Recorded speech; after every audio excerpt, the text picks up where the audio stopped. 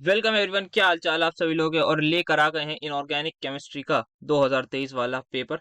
पूरा डिस्कस करेंगे। लगभग 1.5 घंटे की ये वीडियो गई है। बहुत ही ज़्यादा अच्छे से डिस्कस करा है, डेप्थ में करा है। और वही स्लाइड्स जो लेक्चर्स में डिस्कस करी थी वो उसी का यूज़ करके करा है, वरना फिर मतलब 3-4 घंटे लग जाएंगे इसको अगर फुल डिटेल में करें। लेकिन ऐसा नहीं कि मतलब बेसिक बेसिक बताया, फुल डिटेल में ही करा है। बस जो स्लाइड्स पे लिखा हुआ है उसको थोड़ा रीड करके समझाया है, ऐसे अपने पास से नहीं लिखा जैसा बाकी उस चीज़ों में करा था। तो टेलीग्राम चैनल बन चुका है, आप सभी को पता होगा, तो वो ज्वाइन कर लीजिएगा। वहां पर इन पीपीडीज के प्रोबेबली नोट्स प्रोवाइड कर दिए जाएंगे एक आध दिन में।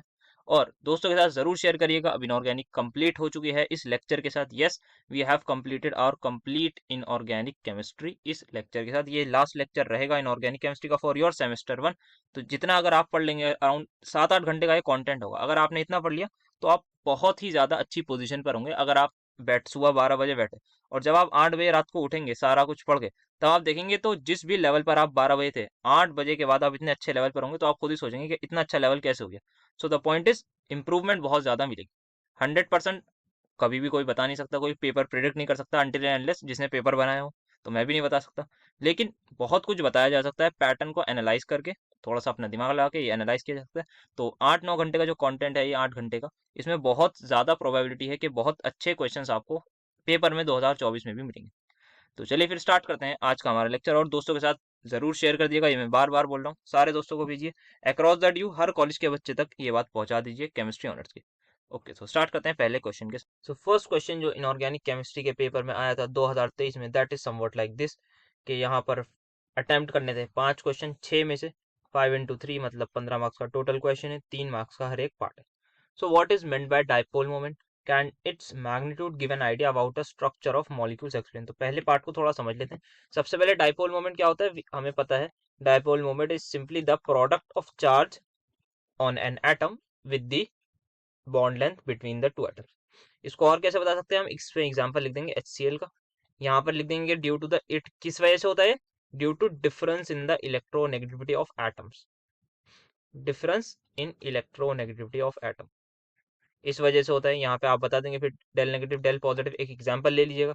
उसमें डायरेक्शन दिखा दीजिए कि यहाँ पर इस डायरेक्शन में होती है फ्रॉम लेस इलेक्ट्रोनेगेटिव से मोर इलेक्ट्रोनेगेटिव एटम की तरफ आपकी इसकी डायरेक्शन होती है डाइपोल मोमेंट की।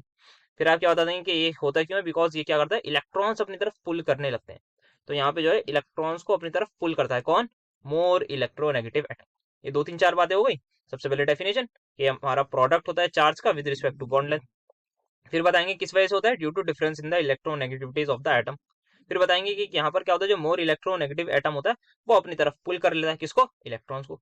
फिर जिसकी वजह से क्या होता है, एक यहाँ पर डाइपोल क्रिएट हो जाता है जिसकी डायरेक्शन क्या होती है, from less electronegative atom to more, less से हमारे पास मोर की तरफ हो जाती है। ये बता दिया। देन क्या करेंगे, HCl का एग्जांपल लिख के लिख देंगे। तो व्हाट इज डाइपोल मोमेंट की कहानी हो गई।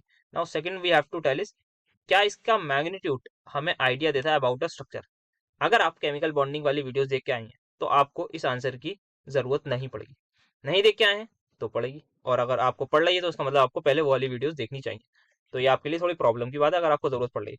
अदरवाइज देख रखा है हमने एक चीज, all bond pair no lone pair वाला एक कंसेप्ट हमने बात करी थी कि कब डायपोल मोमेंट जीरो होता है और वो हमें क्या बताता है। सो डायपोल मोमेंट से बेसिकली हमें जो पता लगता है, अगर किसी भी कंपाउंड का नेट डायपोल मोमेंट, बहुत इंपॉर्टेंट है, नेट डायपोल और किसी बॉन्ड में डायपोल मोमेंट होने में जमीन आसमान का डिफरेंस है। तो नेट डायपोल मोमेंट अगर किसी कंपाउंड का जीरो होगा तो हम बोलते हैं वो नॉन पोलर हो जाता है। So it tells us about the polarity of the compounds. और अगर किसी का ये नॉट इक्वल टू जीरो होगा तब ये कहलाएगा हमारे पास पोलर। जैसे HCl के केस में हमारे पास पोलर हो गया। वेरस हमने देखा था जो CO2 है दैट इज नॉन पोलर। क्यों सर, क्योंकि यहाँ पर डायपोल तो होता है, एक डायपोल इस डायरेक्शन में अलाइन हुआ है, एक डायपोल इस डायरेक्शन में अला हुआ है, but they both will cancel each other, क्योंकि ये 180 डिग्री के एंगल होता है। वेक्टर एडिशन से ये बात सीख रखी है अपनी वीडियोस में। तो यहाँ पर म्यू नेट जो है वो इस केस में जीरो आएगा। तो ये कंपाउंड कैसा होगा, हमारा नॉन पोलर होगा। देन क्या बताता है हमें, ये सिमेट्री के बारे में बताता है बेसिकली, ये कंपाउंड सिमेट्रिकल है या नहीं। सिमेट्री से हमें पता है। और इसमें अगर मैं बात करूं, जैसे एक कंपाउंड हो गया CCl4, क्या होगा, सारे एटम्स वगैरह सब कुछ सेम है तो ये सिमेट्रिकल होगा। बट अगर यहीं पर मैं CHCl3 ले लूं तो हमें पता है कि इसका डाइपोल मोमेंट एक तो जीरो नहीं आ रहा था। क्यों नहीं आ रहा था, बात कर रखी है क्योंकि यहाँ पर जो है सारे सब्सिडरी एटम सेम नहीं है और उनकी इलेक्ट्रोनेगेटिविटी भी हमारे पास ज्यादा होनी चाहिए सेंट्रल एटम से, ये बात भी कर रखी है। तो यहाँ पर जो है म्यू नेट हमारे पास जीरो नहीं होगा। तो ये हम बोलते हैं कि एक तरीके को एसिमेट्रिक सिमेट्रिक मॉलिक्यूल्स के बारे में बताएगा। देन क्या बताता है कि पोलैरिटी के बारे में बताता है, ये तो देख लिया। Then finally evaluation of molecular geometry के बारे में भी हमें थोड़ा सा आइडिया देता है। जैसे H2O की बात करें और कार्बन डाइऑक्साइड की बात करें, सो H2O के केस में क्या है, हमारे पास ये इसका स्ट्रक्चर जो है दैट इज बेंट होता है। बेंट क्यों होता है? क्योंकि यहाँ पर दो लोन पेयर होते हैं और साथ साथ इस डायरेक्शन में कुछ डाइपोल होता है।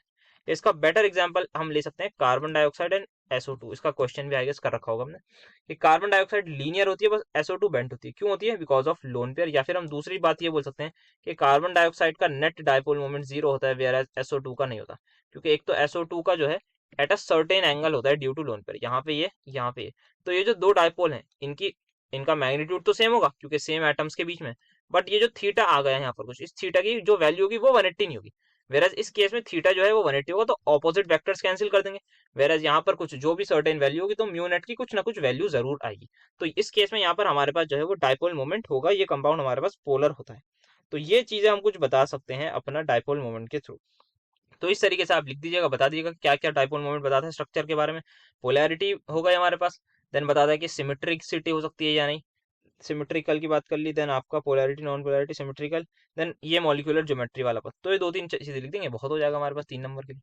नेक्स्ट वी हैव क्या NaCl सोल्यूबल होता, वाई NaCl होता है सोल्यूबल वाटर में बट AgCl नहीं होता। तो मैं 10 सेकंड दे रहा हूँ आपको, सोचिए क्या होगा इसका आंसर और जल्दी से कमेंट में मुझे बताइए भाग कर, और फिर वापस आइए। तो ठीक है, किस जिन लोगों ने दे दिया बहुत अच्छी बात है, नहीं दिया तो भाई अब सुन लीजिए। तो NaCl सोल्यूबल इसलिए होता है, हमने बात करी रखी है सोल्यूबिलिटी के केस में। जब भी सोल्यूबिलिटी का केस आयनिक कंपाउंड में है, याद आ जाना चाहिए फजांस रूल, कि हमारे पास जो NaCl है वो क्या है, आयनिक कैरेक्टर उसमें बहुत ज्यादा है। अगर आयनिक कैरेक्टर ज्यादा हो तो हमने 2 3 4 फैक्टर पढ़े थे। एक कि सॉल्युबिलिटी पोलर सॉल्वेंट में ज्यादा हो जाती है। सो H2O is a polar solvent. Sir कैसे पोलर सॉल्वेंट है? अभी यहाँ पर देख लीजिए, ये बात कर ली हमने, ये बिल्कुल। अगर कोई पूछेगा प्रूफ करिए तो यहाँ पर देख लीजिए, 10 सेकंड, 10 नहीं, हाँ 2 3 मिनट पीछे करिएगा, आपको प्रूफ मिल जाएगा। तो यहाँ पर H2O हमारे पास पोलर सॉल्वेंट होता है। पोलर क्या होते हैं? जिनका डाइपोल मोमेंट 0 नहीं होता। तो वाटर हमारे पास क्या है, पोलर सॉल्वेंट है। तो यहाँ पर क्या होता है, इंस्टेड के हमारे पास जो है NaCl के केस में क्या होता है, एक हाई हाइड्रेशन हो जाती है। यहाँ पर हमारे पास ये इंटरेक्शन हो जाती है, इस पर डेल नेगेटिव, इस पर पॉजिटिव, तो ये एक इंटरेक्शन होती है जिसको हमने हाइड्रेशन पढ़ा था। हाइड्रेशन एनर्जी भी पढ़ रखी है हमने, कि जब भी हम कोई आयनिक सॉलिड जैसे NaCl को पानी में डालेंगे, वो वाटर के साथ इंटरेक्शन करेगा, इंटरेक्शन कुछ बॉन्ड बनाएगा, कुछ एनर्जी रिलीज होगी तो स्टेबिलिटी मिलेगी। तो ये हमने पढ़ रखा है हाइड्रेशन वाले पार्ट में। तो हाइड्रेशन की वजह से ये बहुत ज्यादा सोल्यूबिलिटी हाई हो जाती है। वेयर AgCl जो है वो कोवेलेंट इन नेचर होता है। तो ड्यू टू बिकॉज ये कोवेलेंट नेचर क्या है हमारे पास, इसमें कोवेलेंट कैरेक्टर हाई है, CC इसका हाई है, कोवेलेंट कैरेक्टर इज हाई है यहाँ पर। तो जिसकी वजह से क्या होगा, अगर कोवेलेंट कैरेक्टर हमारे पास ज्यादा है तो अल्टीमेटली क्या होगा, तो वो पोलर सॉल्वेंट में सोल्यूबिलिटी उसकी कम हो जाएगी। तो जो कोवेलेंट कैरेक्टर जिसमें ज्यादा होगा वो कोवेलेंट या फिर नॉन पोलर सॉल्वेंट में बेसिकली वो होते हैं डिजोल्व, इसमें नहीं होते। तो यहाँ पर क्या करेंगे हम, फजांस रूल बताएंगे। उसमें ये बताएंगे कि हमारे पास जो है NaCl आयनिक है, AgCl हमारे पास क्या है, उसमें बहुत ही ज्यादा कोवेलेंट कैरेक्टर है। अगर इसका रीजन कोई पूछे कि क्यों सर Na पर भी पॉजिटिव चार्ज है, Ag पर भी 1 पॉजिटिव चार्ज है, क्लोराइड आयन से, तो बताइए मुझे क्या ऐसा डिफरेंस आपको दिख रहा है, आप लोग बताइए मुझे।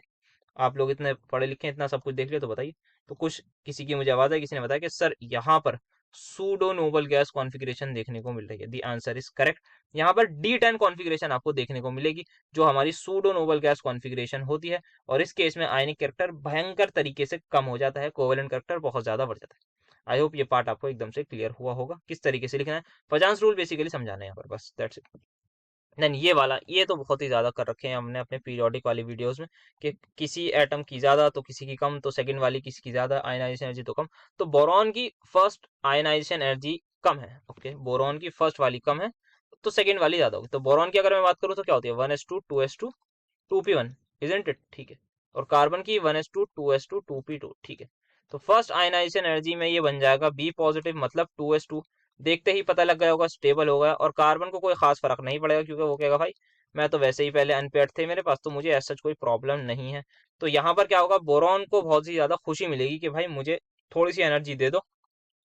जैसे ही आपने मुझे थोड़ी सी एनर्जी दी, मैं अपना इलेक्ट्रॉन लूज करके इस स्टेबल कॉन्फ़िगरेशन में आ जाऊंगा। 2s2 यहाँ पर इसको फुली फिल्ड S ऑर्बिटल मिल जाएगा, तो ये खुश हो जाएगा। कार्बन क्या है भाई, देख लो मेरे पास पहले भी 2 अनपेयर्ड है, अब एक हो जाएगा, कोई ऐसी प्रॉब्लम नहीं है। तो फर्स्ट केस में क्या होगा, बोरॉन कम लेगा कि भाई मुझे थोड़ी सी एनर्जी दो, मैं मौका देके निकलूंगा। सो दैट्स वाई बोरॉन की जो electron gain, sorry electron ionization enthalpy है, वो फर्स्ट वाली स्मॉलर होती है। अब बात आई सेकंड पे। अब बोरॉन से कहा कि आपको हमने थोड़ी सी एनर्जी दी थी, आपने इलेक्ट्रॉन लूज करा, तो इसी बात पर एक और हम आपको थोड़ी सी एनर्जी दे रहे हैं, आप B2 पॉजिटिव बना लीजिए, 2s1 बन जाइएगा। ठीक है, यही बात कार्बन से बोली हुई कि आप भी C2 पॉजिटिव बन जाइए और 2s2 बन जाइएगा। कार्बन ने तो देखते ही हाँ बोल दी कि हाँ अब मैं बिल्कुल इजीली दे दूंगा, आप मुझे थोड़ी सी एनर्जी दे दी। हमने इसको कुछ एनर्जी दी, इसने कहा 2p वाला मेरे पास एक अनपेयर्ड है, इसको मैं फौरन हटा दूंगा, मैं स्टेबल कॉन्फिगरेशन में आ जाऊंगा। लेकिन जब बोरॉन से बात करी तो बोरॉन वॉज सेइंग कि यार मैं अभी स्टेबल हूँ और 2s1 मुझे दिख रहा है कि मेरे पास अनपेयर्ड हो जाएगा फ्यूचर में, तो मैं तो अपना इलेक्ट्रॉन नहीं लूज करूंगा। हम कहेंगे भाई करो, तो हमने उसको एनर्जी दी, उसने कर नहीं करा। हमने थोड़ी और दी, फिर भी नहीं करा। फिर और देंगे, फिर हम जब बहुत ज्यादा एनर्जी देंगे तब बोरॉन कहेगा यार इतनी एनर्जी दे दी, अब तो लूज करना ही पड़ेगा, तो वो मजबूरन लूज करेगा। तो इलेक्ट्रॉन उसको मजबूरी में वो लूज कर रहा है, क्योंकि उसको अनस्टेबिलिटी नजर आ गई थी। बोरॉन समझदार इंसान था, कोई हमारी तरह नहीं था, तो बहुत ज्यादा समझदार इंसान है बोरॉन एक। उसने इलेक्ट्रॉन नहीं लूज करना था, लेकिन उसने देखा कि यार ये तो बहुत एनर्जी दे रहे हैं, तो इसी केस में यहाँ पर सेकंड आयनाइजेशन एनर्जी बहुत ज्यादा है। आई होप आपको ये लेमन लैंग्वेज समझ में आई होगी, एक बार प्रोफेशनल लैंग्वेज बता दी जाए। सो बोरॉन में क्या होता है, हमारे पास कॉन्फ़िगरेशन दिख रही है आपको 2s2 से 2s2 2p1। So on losing one electron ये क्या बन जाएगा, 2s2 which is a stable electronic configuration. तो हमें पता है जब भी रिएक्टेंट से प्रोडक्ट स्टेबिलिटी की तरफ जाता है तो हर इंसान चाहेगा कि मैं, या हर एटम चाहेगा कि we have to go from less less energy, sorry, less stability to more stability. So boron will agree कि हमारे पास जो है 2s2 में उसको स्टेबल कॉन्फ़िगरेशन मिलेगी, but there is no as such effect in carbon in case of first ionization energy, because the carbon is already the carbon already has one unpaired electron after losing one electron। ठीक है, but what happens for second ionization enthalpy, इसकी boron के पास 2s2 full है, fully orbital है, so it won't make itself unstable। so it don't want to make itself unstable। क्यों नहीं बनाना चाहेगा, क्योंकि अनस्टेबल मतलब कौन ही बनाना चाहेगा, बोरॉन से क्या पूछ रहे हैं हम, कोई बनाना चाहेगा आप मुझे बता दीजिए, कोई अपने आप को अनस्टेबल चाहता है, नहीं चाहता। तो बोरॉन भी नहीं चाहेगा कि मतलब अनस्टेबिलिटी नहीं आए, स्टेबल रहे। और कार्बन के केस में क्या होगा, carbon wants to achieve stable configuration, तो वो इजीली लूज कर देगा।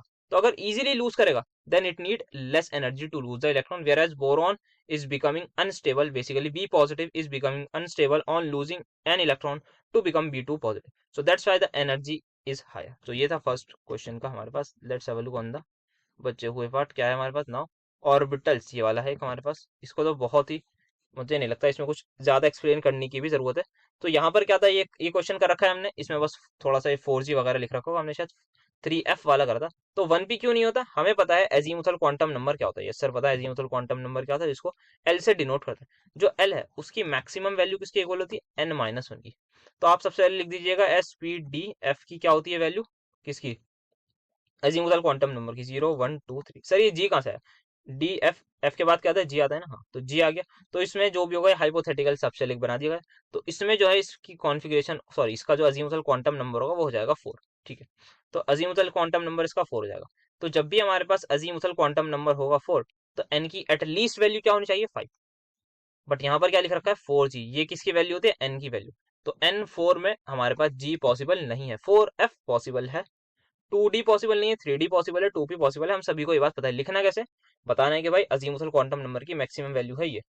बट आपने कुछ इसको फॉलो नहीं कर रखा, तो आप तो रूल्स को ही वायलेट कर रहे हो। अगर आप रूल्स को वायलेट करो तो आपको सजा मिलेगी, मतलब आपको हम पॉसिबल ही नहीं होने देंगे। तो ये ऑर्बिटल्स क्यों पॉसिबल नहीं है, बिकॉज यहाँ पर अजीमुथल क्वांटम नंबर की हमारे पास, हमें पता है मैक्सिमम वैल्यू क्या होती है। इससे कम हो सकती है, n-2 n-3 जो भी हो, 0 तक हमारे पास हो सकती है। बट ऐसा नहीं होगा कि हमारे पास n-1 से बड़ी हो जाए या n के ही इक्वल हो जाए, तो ये पॉसिबल नहीं होता। तो इस तरीके से इसको एक्सप्लेन कर दिया जाएगा। देन ये electron and enthalpy of chlorine is greater than fluorine, बहुत डिटेल में डिस्कस कर रखा है अपनी वीडियोस में। आपने नहीं देखी तो प्लेलिस्ट अभी भी जाके देख लिया, वक्त है, मतलब बहुत अच्छी चीजें आपको मिलेंगी उसमें, बहुत सारी चीजें डिस्कस कर रखी हैं। सो क्लोरीन और फ्लोरीन की क्या बात रही थी, जो मैं ब्रीफ में थोड़ा बता देता हूँ। जो क्लोरीन और फ्लोरीन है, हमारे हमें क्या बात करनी थी, इलेक्ट्रॉन गेन एंथैल्पी की, मतलब इसको एक इलेक्ट्रॉन एक्सेप्ट करना है। ये मेरे पास क्लोरीन का एटम है, इसको मुझे एक इलेक्ट्रॉन देना है। ये मेरे पास फ्लोरीन का एटम है, इसको मुझे एक इलेक्ट्रॉन देना है। आपको ये मत पूछेगा सर आपने फ्लोरीन का साइज छोटा क्यों बनाया, क्लोरीन का बनाया इसलिए क्योंकि होता ही है। अब ये बात तो सभी को पता होगी क्योंकि बचपन वाली बात। अब यहाँ पर क्या होगा, फ्लोरीन के पास यहाँ पर भी 7 इलेक्ट्रॉन है। जगह किसके पास ज्यादा है, सर फ्लोरीन के पास ज्यादा जगह, सॉरी क्लोरीन के पास ज्यादा जगह, यहाँ पर 7 इलेक्ट्रॉन्स होंगे और यहाँ पर भी 7 इलेक्ट्रॉन्स होंगे। तो 7 इलेक्ट्रॉन्स क्या करते हैं एक्चुअल में, जो 8वां इलेक्ट्रॉन हम ऐड कर रहे हैं उसको मना करते हैं कि भाई नहीं हम रिपेल करेंगे, क्योंकि इलेक्ट्रॉनिक रिपल्जन है। एक कमरे में 7 लोग हैं, अब वो 8वें को नहीं आने देंगे क्योंकि भाई पहले से ही बहुत ज्यादा लोग हैं, ओवर क्राउडेड है, पहले से रिपल्जन हो रही है, और बेसिकली सेम चार्ज है, तब तो रिपेल करेंगे। पर क्लोरीन क्लोरीन के केस में क्या होता है, यहाँ पर साइज बड़ा होता है, तो यहाँ पर जो इलेक्ट्रॉन्स हैं वो दूर दूर है। So the overall repulsion is lower. यहाँ पे जो इलेक्ट्रॉन को रिपल्जन कर रहे हैं, जो रिपेल कर रहे हैं, वो कम होता है। यहाँ पर रिपल्जन बहुत ज्यादा होती है, क्योंकि यहाँ पर जो है साइज छोटा है, लोग ज्यादा है। साइज छोटा है, लोग ज्यादा है। Size of fluorine is less, number of electrons are high. तो यहाँ पर दो चीजें बोलते हैं, एक बता दें कि हमारे पास जो इसका जो साइज जो है वो कम है, साइज जो कम है, जिसकी वजह से हमारे पास जो है इलेक्ट्रॉन को आने में दिक्कत होती है। अच्छा, ये इलेक्ट्रॉन की बात क्यों कर रहे हैं हम? इलेक्ट्रॉन की एंथैल्पी की डेफिनेशन क्या होती है कि हमें किसी भी एटम में इलेक्ट्रॉन को हमने ऐड करा, जैसे ही हमने उस इलेक्ट्रॉन को ऐड करा तो कुछ एनर्जी रिलीज होगी। अच्छा, एटम कैसा होना चाहिए? न्यूट्रल आइसोलेटेड गैसियस एटम होना चाहिए, तब वो एनर्जी जो रिलीज करेगा उसको हम बोलते हैं इलेक्ट्रॉन गेन एंथैल्पी। ठीक है, तो इसी वजह से हम इलेक्ट्रॉन ऐड कर रहे हैं। अब हम इलेक्ट्रॉन ऐड कर रहे हैं, अगर एनर्जी रिलीज हुई, एनर्जी ज्यादा रिलीज होने का क्या मतलब है, ध्यान रखिएगा, कोई चीज एनर्जी रिलीज कर रही है मतलब स्टेबिलिटी पा रही है, और अगर कोई चीज एनर्जी कम रिलीज कर रही है मतलब वो कम स्टेबल हो रही है। तो जो ज्यादा एनर्जी रिलीज करेगा वो ज्यादा स्टेबल होगा। अब फ्लोरीन के केस में क्या है, यहाँ पर इलेक्ट्रॉन को आने में परेशानी है, क्योंकि ये स्टेबिलिटी की तरफ इतना नहीं जा रहा, क्योंकि जब ये F नेगेटिव बनेगा तो इसके छोटे से ही रूम में 8 इलेक्ट्रॉन होंगे, वेरा Cl नेगेटिव जब ये बनेगा तो इसके इतने बड़े रूम में 8 इलेक्ट्रॉन होंगे, तो उसको इतनी प्रॉब्लम नहीं होगी जितनी फ्लोरीन को होगी। तो फ्लोरीन जो है वो लेस स्टेबिलिटी की तरफ कहीं ना कहीं जा रहा है, थोड़ी बहुत उसमें लेस स्टेबिलिटी आएगी, क्लोरीन में इतनी नहीं आएगी। सो दैट्स वाई दो रीजन आएंगे कि एक साइज हमारे पास छोटा है जिसकी वजह से रिपल्जन ऑफ इलेक्ट्रॉन बहुत ज्यादा होती है, दूसरा वर्ड यूज करा जाता है चार्ज डेंसिटी का। वही कि चार्ज डेंसिटी, वैसे दोनों बातें ऑलमोस्ट सेम ही है, बट वर्ड्स लिख दिएगा क्योंकि थोड़ा अच्छे वर्ड्स यूज होंगे तो टीचर्स को भी चेक करने में मजा आता होगा कि भाई इतना अच्छा वर्ड लिखा है। तो charge density in case of chlorine क्या है हमारे पास? चार्ज डेंसिटी क्या होती है? Charge upon area. हाँ, तो चार्ज डेंसिटी हमारे पास क्लोरीन के केस में कम है। क्यों कम है? क्योंकि साइज बड़ा है, इलेक्ट्रॉन सेम है। इसमें क्या है हमारे पास, जो चार्ज डेंसिटी है फ्लोरीन के केस में वो ज्यादा है, क्योंकि साइज छोटा है, चार्ज उतना ही है। चार्ज हमारे पास दोनों में कांस्टेंट है, लेकिन साइज की वजह से हमारे पास चार्ज डेंसिटी है क्यू अपॉन साइज या वॉल्यूम बेसिकली। तो वॉल्यूम मतलब साइज ले लीजिए, रेडियस ले लीजिए अभी के लिए फिलहाल। तो रेडियस क्लोरीन का ज्यादा है, अगर क्लोरीन का रेडियस ज्यादा है तो इसकी चार्ज डेंसिटी ऑब्वियसली कम होगी, क्योंकि डिनोमिनेटर ज्यादा है। वेराज इस केस में अगर मैं देखूं, चार्ज दोनों में सेम है, यहाँ पर क्या है, रेडियस कम है। अगर रेडियस कम है तो हाई चार्ज डेंसिटी होगी। तो चार्ज डेंसिटी इसका एक दूसरा रीजन आता है। तो आई होप ये समझ में आया होगा। Next we have to calculate the effective nuclear charge of 4s electron in scandium using Slater's rule. Exactly question discuss किया है, क्योंकि एग्जैक्टली प्रीवियस ईयर में किसी में आया था ये, दैट्स वाई ये डिस्कस भी करा था। तो उसको मैं डायरेक्ट कटआउट लिया है। किस तरीके से करा था? सबसे पहले आप 1s 2 3s इन सबको एक बॉक्स बना लेंगे, 1s का, 2s 2p का साथ रखेंगे, 3s 3p का 3d का, ऐसे ही 4s का। फिर अगर उसके आगे बात आएगी तो 4s के साथ 4p रखेंगे, 4d अलग 4f अलग रखेंगे। तो सबसे पहले बात करें किसके बारे में, तो सबसे पहले बात कर लेते हैं हमारे पास जो 4s का इलेक्ट्रॉन है। 4s के इलेक्ट्रॉन में हमारे पास दो इलेक्ट्रॉन है, दो में से हम किसी भी एक पर करेंगे, क्योंकि एक इलेक्ट्रॉन पर हम कैलकुलेट करते हैं इफेक्टिव न्यूक्लियर चार्ज। तो बचा कितना? एक। तो जो फर्स्ट हमारे पास ब्रैकेट है वो रिपेल करता है बाय 0.35 का फैक्टर। तो सबसे पहले हम लिखेंगे 1 इंटू 0.35 प्लस उसके बराबर में, या फिर आई कैन से कि उसके जो बाहर वाला शेल है ना, हाँ, उसके बाहर वाले शेल में हम देखते हैं फिर कितने हमारे पास बेसिकली रिपल्जन देखने को मिल रही है। सो उसके 4s के से एक आ गए रिपल्जन। देन उसके बाद यहाँ पर हमारे पास आएंगे 6 और 2 8, और यहाँ पर हमारे पास इसमें एक इलेक्ट्रॉन है, तो 3d वाला भी करेगा ना रिपेल। सो ये 9 होना चाहिए। सो आई थिंक ये मैंने किसी वीडियो में आई गेस थोड़ी सी मिस्टेक हुई होगी यहाँ पर। तो उसके जो बराबर वाला ब्रैकेट है बेसिकली ये सारे लोग, ये सारे के सारे 9 करेंगे, तो उस वीडियो को भी करेक्ट कर लिएगा जाके। तो यहाँ पर ये 9 इंटू 0.85 होगा। बाकी हो सकता है किसी कोई कमेंट करके बता दे तो ठीक हो जाएगा। 9 इंटू 0.85। देन यहाँ पर आप देखेंगे तो यहाँ पर 10 है, तो 10 इंटू 1, तो ये हमारे पास इसको कैलकुलेट करके आपके पास सिग्मा आ जाएगा। देन उसकी बात करें 3d के इलेक्ट्रॉन की, 3d के इस साइड वालों को, या जो भी हमारे पास जिस भी इलेक्ट्रॉन को निकालना होता है उसके लेफ्ट राइट वालों को निगलेक्ट करते हैं, तो 4s की कोई वैल्यू नहीं होगी। इसके 1s 3d में कितने इलेक्ट्रॉन है? एक ही है, तो एक ही टेस्ट इलेक्ट्रॉन होगा। अब इसमें कोई इलेक्ट्रॉन बचा नहीं सर, जीरो बचा। तो जब भी d का निकाल रहे होते हैं तो पहले वाले फैक्टर को 0 इंटू 3.0.35, जीरो क्यों करा? क्योंकि कोई भी इलेक्ट्रॉन नहीं है, तो इसका कोई भी फैक्टर नहीं आएगा। फिर बचे कितने? ये सारे के सारे 18 इलेक्ट्रॉन। तो 3d में हमारे पास 18 इंटू 1 होता है। तो d के केस में हमारे पास उसके जस्ट पीछे वाले लोग सारे के सारे 1 के फैक्टर से रिपेल करते हैं। तो यहाँ पर हमारे पास आ गया, तो सिग्मा हमारे पास z इफेक्टिव ये 3d के लिए आ गया, और उसके लिए आप निकाल लीजिएगा। ये 4s वाले के लिए सिग्मा आ जाएगा, सिग्मा फॉर 4s आ जाएगा, कैलकुलेट आराम से हो जाएगा, कोई ऐसी प्रॉब्लम नहीं आएगी। तो क्वेश्चन नंबर 2 जो एग्जाम में हमारा आया था, that is first part, second का first part, time independent Schrodinger wave equation for hydrogen atom, और उसकी टर्म्स को एक्सप्लेन करना है। एग्जैक्टली कर रखा है discuss. Half filled and full field configuration ज्यादा स्टेबल क्यों होती हैं अदर से, डिस्कस कर रखा है अपने एटॉमिक स्ट्रक्चर वाले ही लेक्चर में। देन यहाँ पे बॉर्न हैबर साइकिल बनाए तो शायद इस जैसा नहीं करा होगा, मतलब बॉर्न हैबर साइकिल तो कर रखा है, बट अगर आपको आए तो इसको आप एक बार खुद ट्राई करिएगा, फिर आप सोल्यूशन इसका देख सकते हैं। Then finally we have limiting radius ratio निकालना है फॉर ऑक्टाहेड्रल, ये डेरिवेशन भी कर रखी है। तो किस तरीके की मार्किंग स्कीम थी, 2.5 इंटू 2.5 के ये दोनों थे, ये 2.5 का, ये भी 2.5 का, देन दोनों बाकी 5-5 नंबर के। तो स्टार्ट करते हैं। सबसे पहले यहाँ पर मैंने वही एग्जैक्ट स्लाइड ले ली है जो हमने जिस क्वेश्चन में सबसे पहला आंसर दिख रहा था। तो सबसे पहले आप क्या करेंगे, श्रोडिंगर वेव इक्वेशन नॉर्मली लिख दीजिएगा, इस तरीके से श्रोडिंगर वेव इक्वेशन लिख दी। नाउ बात करनी है मैं हाइड्रोजन एटम के लिए। फॉर हाइड्रोजन एटम क्या चीज होगी, स्पेसिफिकली पोटेंशियल एनर्जी की हम बात करेंगे। हाइड्रोजन एटम में क्या होता है, एक इलेक्ट्रॉन एक प्रोटॉन बेसिकली होता है। तो यहाँ पर हमारे पास ये पोटेंशियल एनर्जी हम लिख सकते हैं Q1 Q2 अप के Q1 Q2 बाय आर, या फिर Q1 Q2 by 4 pi epsilon naught into R. तो E प्रोटॉन का charge minus E electron charge को मल्टीप्लाई करेंगे, हमारे पास पोटेंशियल एनर्जी आ जाएगी। इस E को यहाँ रखिएगा तो ये हो जाएगा आपका E प्लस, क्योंकि E प्लस हो जाएगा दिस।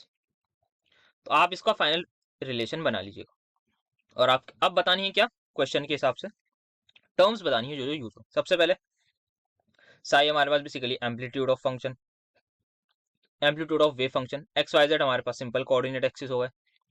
पाई सबको पता है क्या होता है, 8 सबको पता है क्या होता है, लिखने की जरूरत नहीं है। एम क्या होता है, मास ऑफ इलेक्ट्रॉन। एच क्या है, प्लैंक्स कांस्टेंट। ई क्या है, टोटल एनर्जी। वी क्या है, पोटेंशियल एनर्जी। देन साई हमने बात कर ली। तो ये सारी टर्म्स बस लिखनी है आपको और हमारे पास 2.5 नंबर का क्वेश्चन था, तो ठीक है, इतने में काम हो जाएगा इजीली। नेक्स्ट हमारे पास half filled and full filled की भी डायरेक्टली स्लाइड उठा ली गई है कि क्या होता है। यहाँ पर दो चीज होती हैं कि एक हाफ फिल्ड और फुल फिल्ड जो स्ट्रक्चर्स होते हैं हमारे ऑर्बिटल्स के, उनमें सबसे पहली चीज होती है सिमेट्री। पहला पॉइंट कि वो सिमेट्रिकल होते हैं। अदर वाले सिमेट्री हमें पता है, जो दिखने से ही पता लगती है कि सिमेट्री क्या होती है, तो पहले वाले सिमेट्रिकल होते हैं। The next is exchange energy, उनकी मैक्सिमम होती है। अब एक्सचेंज एनर्जी क्या है, एक इलेक्ट्रॉन है किसी ऑर्बिटल में प्रेजेंट है, दूसरा इलेक्ट्रॉन किसी ऑर्बिटल में प्रेजेंट है। अब ये क्या करेगा, ये वाला इलेक्ट्रॉन ले लेता हूँ, ये इलेक्ट्रॉन अपनी जगह को चेंज करके यहाँ आएगा, साइमल्टेनियसली यही वाला इलेक्ट्रॉन अपनी पोजीशन को चेंज करके यहाँ आएगा। जैसे ये पोजीशन एक्सचेंज करते हैं, और यहाँ पे क्या होना चाहिए, इलेक्ट्रॉन सेम स्पिन के होने चाहिए। तो सेम स्पिन वाले इलेक्ट्रॉन जैसे ही अपनी पोजीशन को एक्सचेंज करते हैं तो वो कुछ एनर्जी रिलीज करते हैं। वो क्या होती है सर, अगर हमारी कहीं पर भी एनर्जी रिलीज हुई तो इसका मतलब स्टेबिलिटी आएगी। तो एक्सचेंज एनर्जी क्या होगी, एनर्जी जो रिलीज करता है इलेक्ट्रॉन सेम स्पिन वाला, कब, जब अपनी पोजीशन को वो एक्सचेंज करते हैं। तो that is my exchange energy. और ये हमारे पास हाफ फील्ड और फुल फील्ड में मैक्सिमम होती है। मैक्सिमम क्यों होती है, इसका सिंपल सा हमारे पास रीजन है कि यहाँ पर ये इलेक्ट्रॉन जो है अब 4 पोजीशन चेंज कर सकता है। वहीं पर अगर मैं इसको ले लूं D3 या D2 कॉन्फ़िगरेशन ले लूं, तो ये वाला जो इलेक्ट्रॉन है, अगर मैं मान लेता हूं एक जल्दी से D2, ये D2 की कॉन्फ़िगरेशन बना दी। अब एक इलेक्ट्रॉन के पास सिर्फ इसके पास यहीं जाने का ऑप्शन है, इसके पास सिर्फ यहीं जाने का ऑप्शन है, क्योंकि सेम पोजीशन वाले इलेक्ट्रॉन से स्पिन चेंज होगी। ऐसे नहीं कि किसी से भी चेंज कर लें, ये इधर नहीं जा सकता क्योंकि यहाँ इलेक्ट्रॉन नहीं है। इलेक्ट्रॉन होना चाहिए टू एक्सचेंज इट्स पोजीशन। तो जहां पर इलेक्ट्रॉन हमारे पास D5 और D10 कॉन्फ़िगरेशन होती है, वहां पर मैक्सिमम एक्सचेंज के केसेस होते हैं, तो वहां पर मैक्सिमम एक्सचेंज एनर्जी होती है। सो दैट्स वाई ये हमारी स्टेबल होती है। तो आप D5 D10 का बना दीजिएगा डायग्राम, और उसमें हमारे पास एक आध पॉइंट लिख दीजिएगा कि ये मैक्सिमम कर सकता है एक्सचेंज अपनी पोजीशन को, तो एनर्जी सबसे ज्यादा होगी, और सिमेट्री वाला पॉइंट तो आराम से हो जाएगा। नेक्स्ट बात करते हैं बॉर्न हेबर साइकिल वाले की। तो बॉर्न हेबर साइकिल क्या होता है, पूरा डिस्कस कर रखा है हमने, कौन से में, आयनिक बॉन्ड में, हाँ आयनिक बॉन्ड। तो यहाँ पर सबसे पहले देखते हैं हमें क्या करते हैं। यहाँ पे हमारे पास मैग्नीशियम होता है सॉलिड, उसको सबसे पहले हम बनाते हैं मैग्नीशियम गैस में। क्यों बनाते हैं, बिकॉज हमें जब इसमें से इलेक्ट्रॉन निकालना है, Mg प्लस करना है, कुछ एनर्जी देनी होगी, फिर इसको एक और निकालना होगा, तो ये Mg2 प्लस बनेगा। गैसियस ही रहने देता हूँ। तो मैग्नीशियम में से जब हम इलेक्ट्रॉन निकालेंगे, कहाँ से, गैसियस वाले में से, जब हमने मैग्नीशियम से इलेक्ट्रॉन निकाला, उसको कुछ एनर्जी दी, तो वो एनर्जी आयनाइजेशन एनर्जी तभी कहलाती है जब हमारे पास जो एटम हो न्यूट्रल आइसोलेटेड गैसियस एटम हो, तो it has to be gaseous. तो उसके लिए हमें सब्लिमेबल, बेसिकली इसको सब्लिमेट करना पड़ेगा। तो यहाँ पर जो लगेगी वो डेल्टा एस सब्लिमेशन होगी। यहाँ पर होती है वो फर्स्ट आयनाइजेशन एनर्जी होती है, यहाँ पर क्या होगी, आयनाइजेशन एनर्जी 2 होगी। नेक्स्ट हमारे पास कौन है, फ्लोरीन है, तो F2 है हमारे पास। सो F2 है ना, फ्लोरीन हमारे पास, हाँ ठीक है।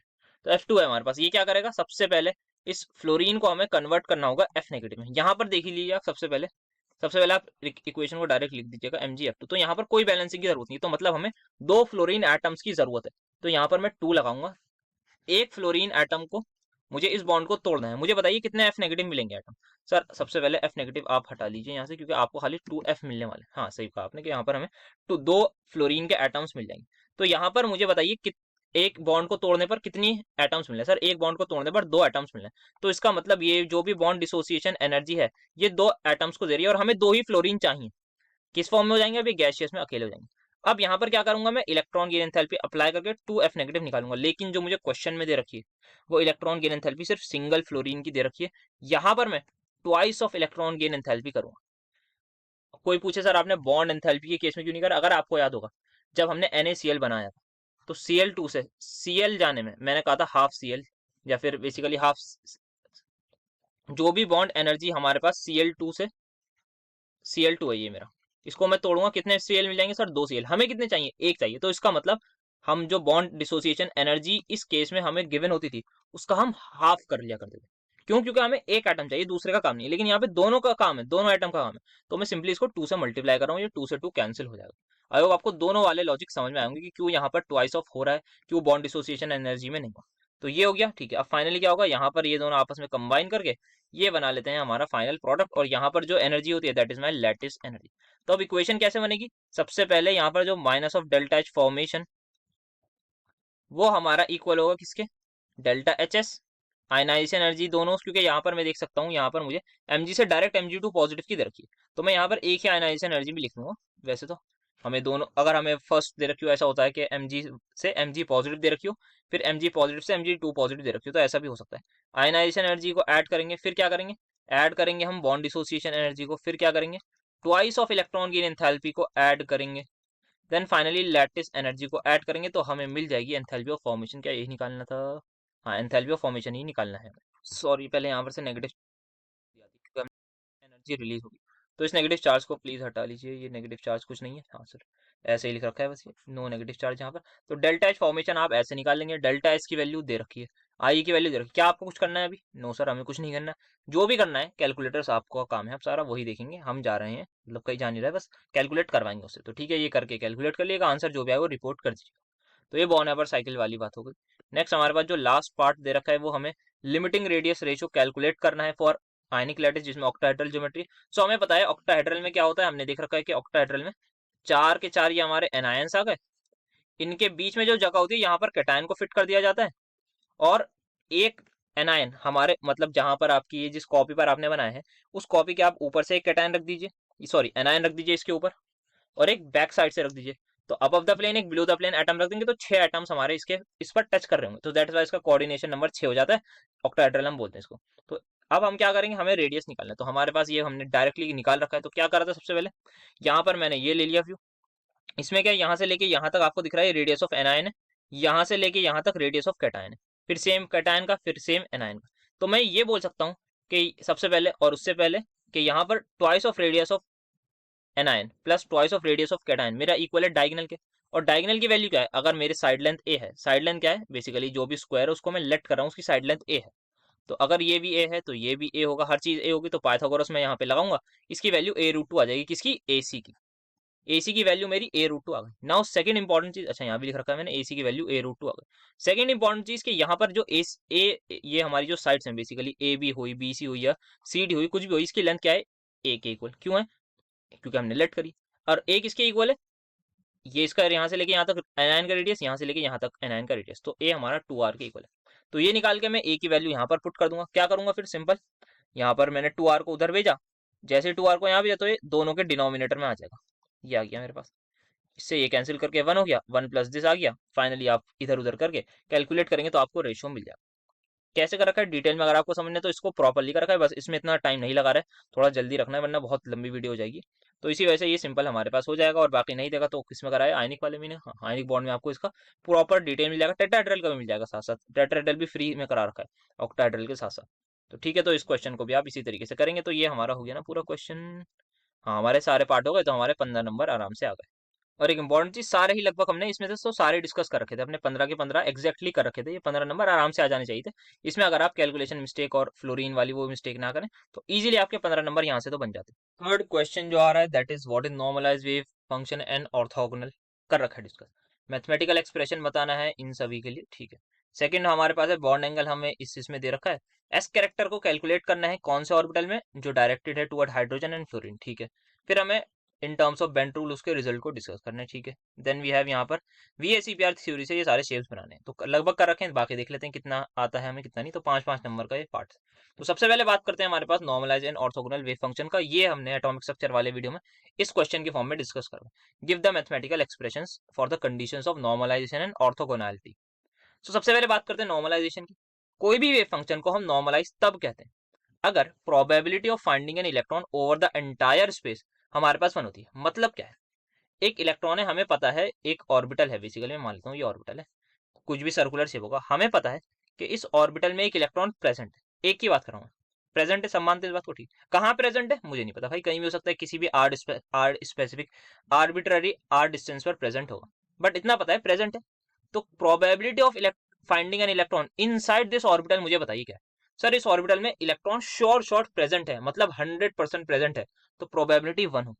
उसी चीज को यहाँ पर बताया गया है थोड़े से अलग में कि over the entire space from minus infinity से प्लस इन्फिनिटी तक जो भी हमारे पास रेंज होगी, इस पूरे रेंज को अगर मैं मान लूँ यहाँ पे माइनस, अगर मैं इसको लीनियर मान लूँ तो ये माइनस इन्फिनिटी मानूंगा, ये मैं प्लस इन्फिनिटी मानूंगा, तो यहाँ से लेके यहाँ तक इस इलेक्ट्रॉन को पाने की प्रोबेबिलिटी 1 है। बोलिए यस और नो, सब बोल रहे हैं यस। इसको लिखते कैसे हैं, ऐसे लिखते हैं कि यहाँ पर हमारे पास साई क्या है, wave function dot Sai star क्या होता है, इसका कॉन्जुगेट होता है। कहाँ पे, इसके बारे में भी डिस्कस कर रखा है एटॉमिक स्ट्रक्चर में, क्या हमारे पास जब भी कॉम्प्लेक्स फॉर्म आती है तब हमें कॉन्जुगेट लेना पड़ता है। तो कॉन्जुगेट से क्या होता है, फिर हमारे पास जो कॉम्प्लेक्स वाला नंबर है वो फाइनली हट जाता है। तो कॉन्जुग हमारे पास माइनस इन्फिनिटी से plus infinity dot dV, dV क्या है, वॉल्यूम। ये क्या है, प्रोबेबिलिटी डेंसिटी आप बोल सकते हैं इसको, probability density into its volume equal to 1। अगर हमने लिमिट लिया माइनस इन्फिनिटी से प्लस इन्फिनिटी की, इलेक्ट्रॉन कहीं ना कहीं तो पाया जाएगा भाई, और उसकी प्रोबेबिलिटी 100% है। तो 100% को मैथमेटिकल फॉर्म में अगर हमें फ्रैक्शन की फॉर्म में लिखना है तो that is 1। So entire universe में हमारी जो इलेक्ट्रॉन की प्रोबेबिलिटी है वो 100% होगी या 1 के इक्वल होगी, ये कहलाती है बात हमारी नॉर्मलाइजेशन। तो ये मैथमेटिकल इक्वेशन हो गई, ये कहानी आपको लिख देनी है। देन एक और चीज हमारे पास यहाँ पर क्या है, उसको थोड़ा सा मैं और बताऊं। सो प्रोबेबिलिटी जो है हमारे पास क्या होती है, Sai square dot dx dy dz। मतलब क्या है, यहाँ से मेरे पास ओरिजिन है, ओरिजिन से किसी भी आर डिस्टेंस पर आप एक स्मॉल क्यूब बना लीजिए, उसकी कुछ हमने डायमेंशंस ले ली, dx dy dz, ये हमने उसकी डायमेंशंस ले ली। क्या इसकी वॉल्यूम को मैं dv लिख सकता हूँ, यस dv लिख सकता हूँ। तो बस मैं क्या कर रहा हूँ, dv की वैल्यू यहाँ पर पुट कर रहा हूँ। dv क्या है, वॉल्यूम है, कौन सी, स्मॉल वॉल्यूम। तो dv किसके इक्वल है, dx into dy into dz। X Y Z क्या ये, अच्छा ये क्या लिखा है, कोई पूछे भाई क्यूब की वॉल्यूम यही होती है ना, length into breadth into height, याद है ना इतना, surface area and volume, class 10th 9th यहाँ पे पढ़ा होगा, कभी तो पढ़ा होगा, याद होगा, याद आया ना, बिल्कुल बहुत अच्छी बात है।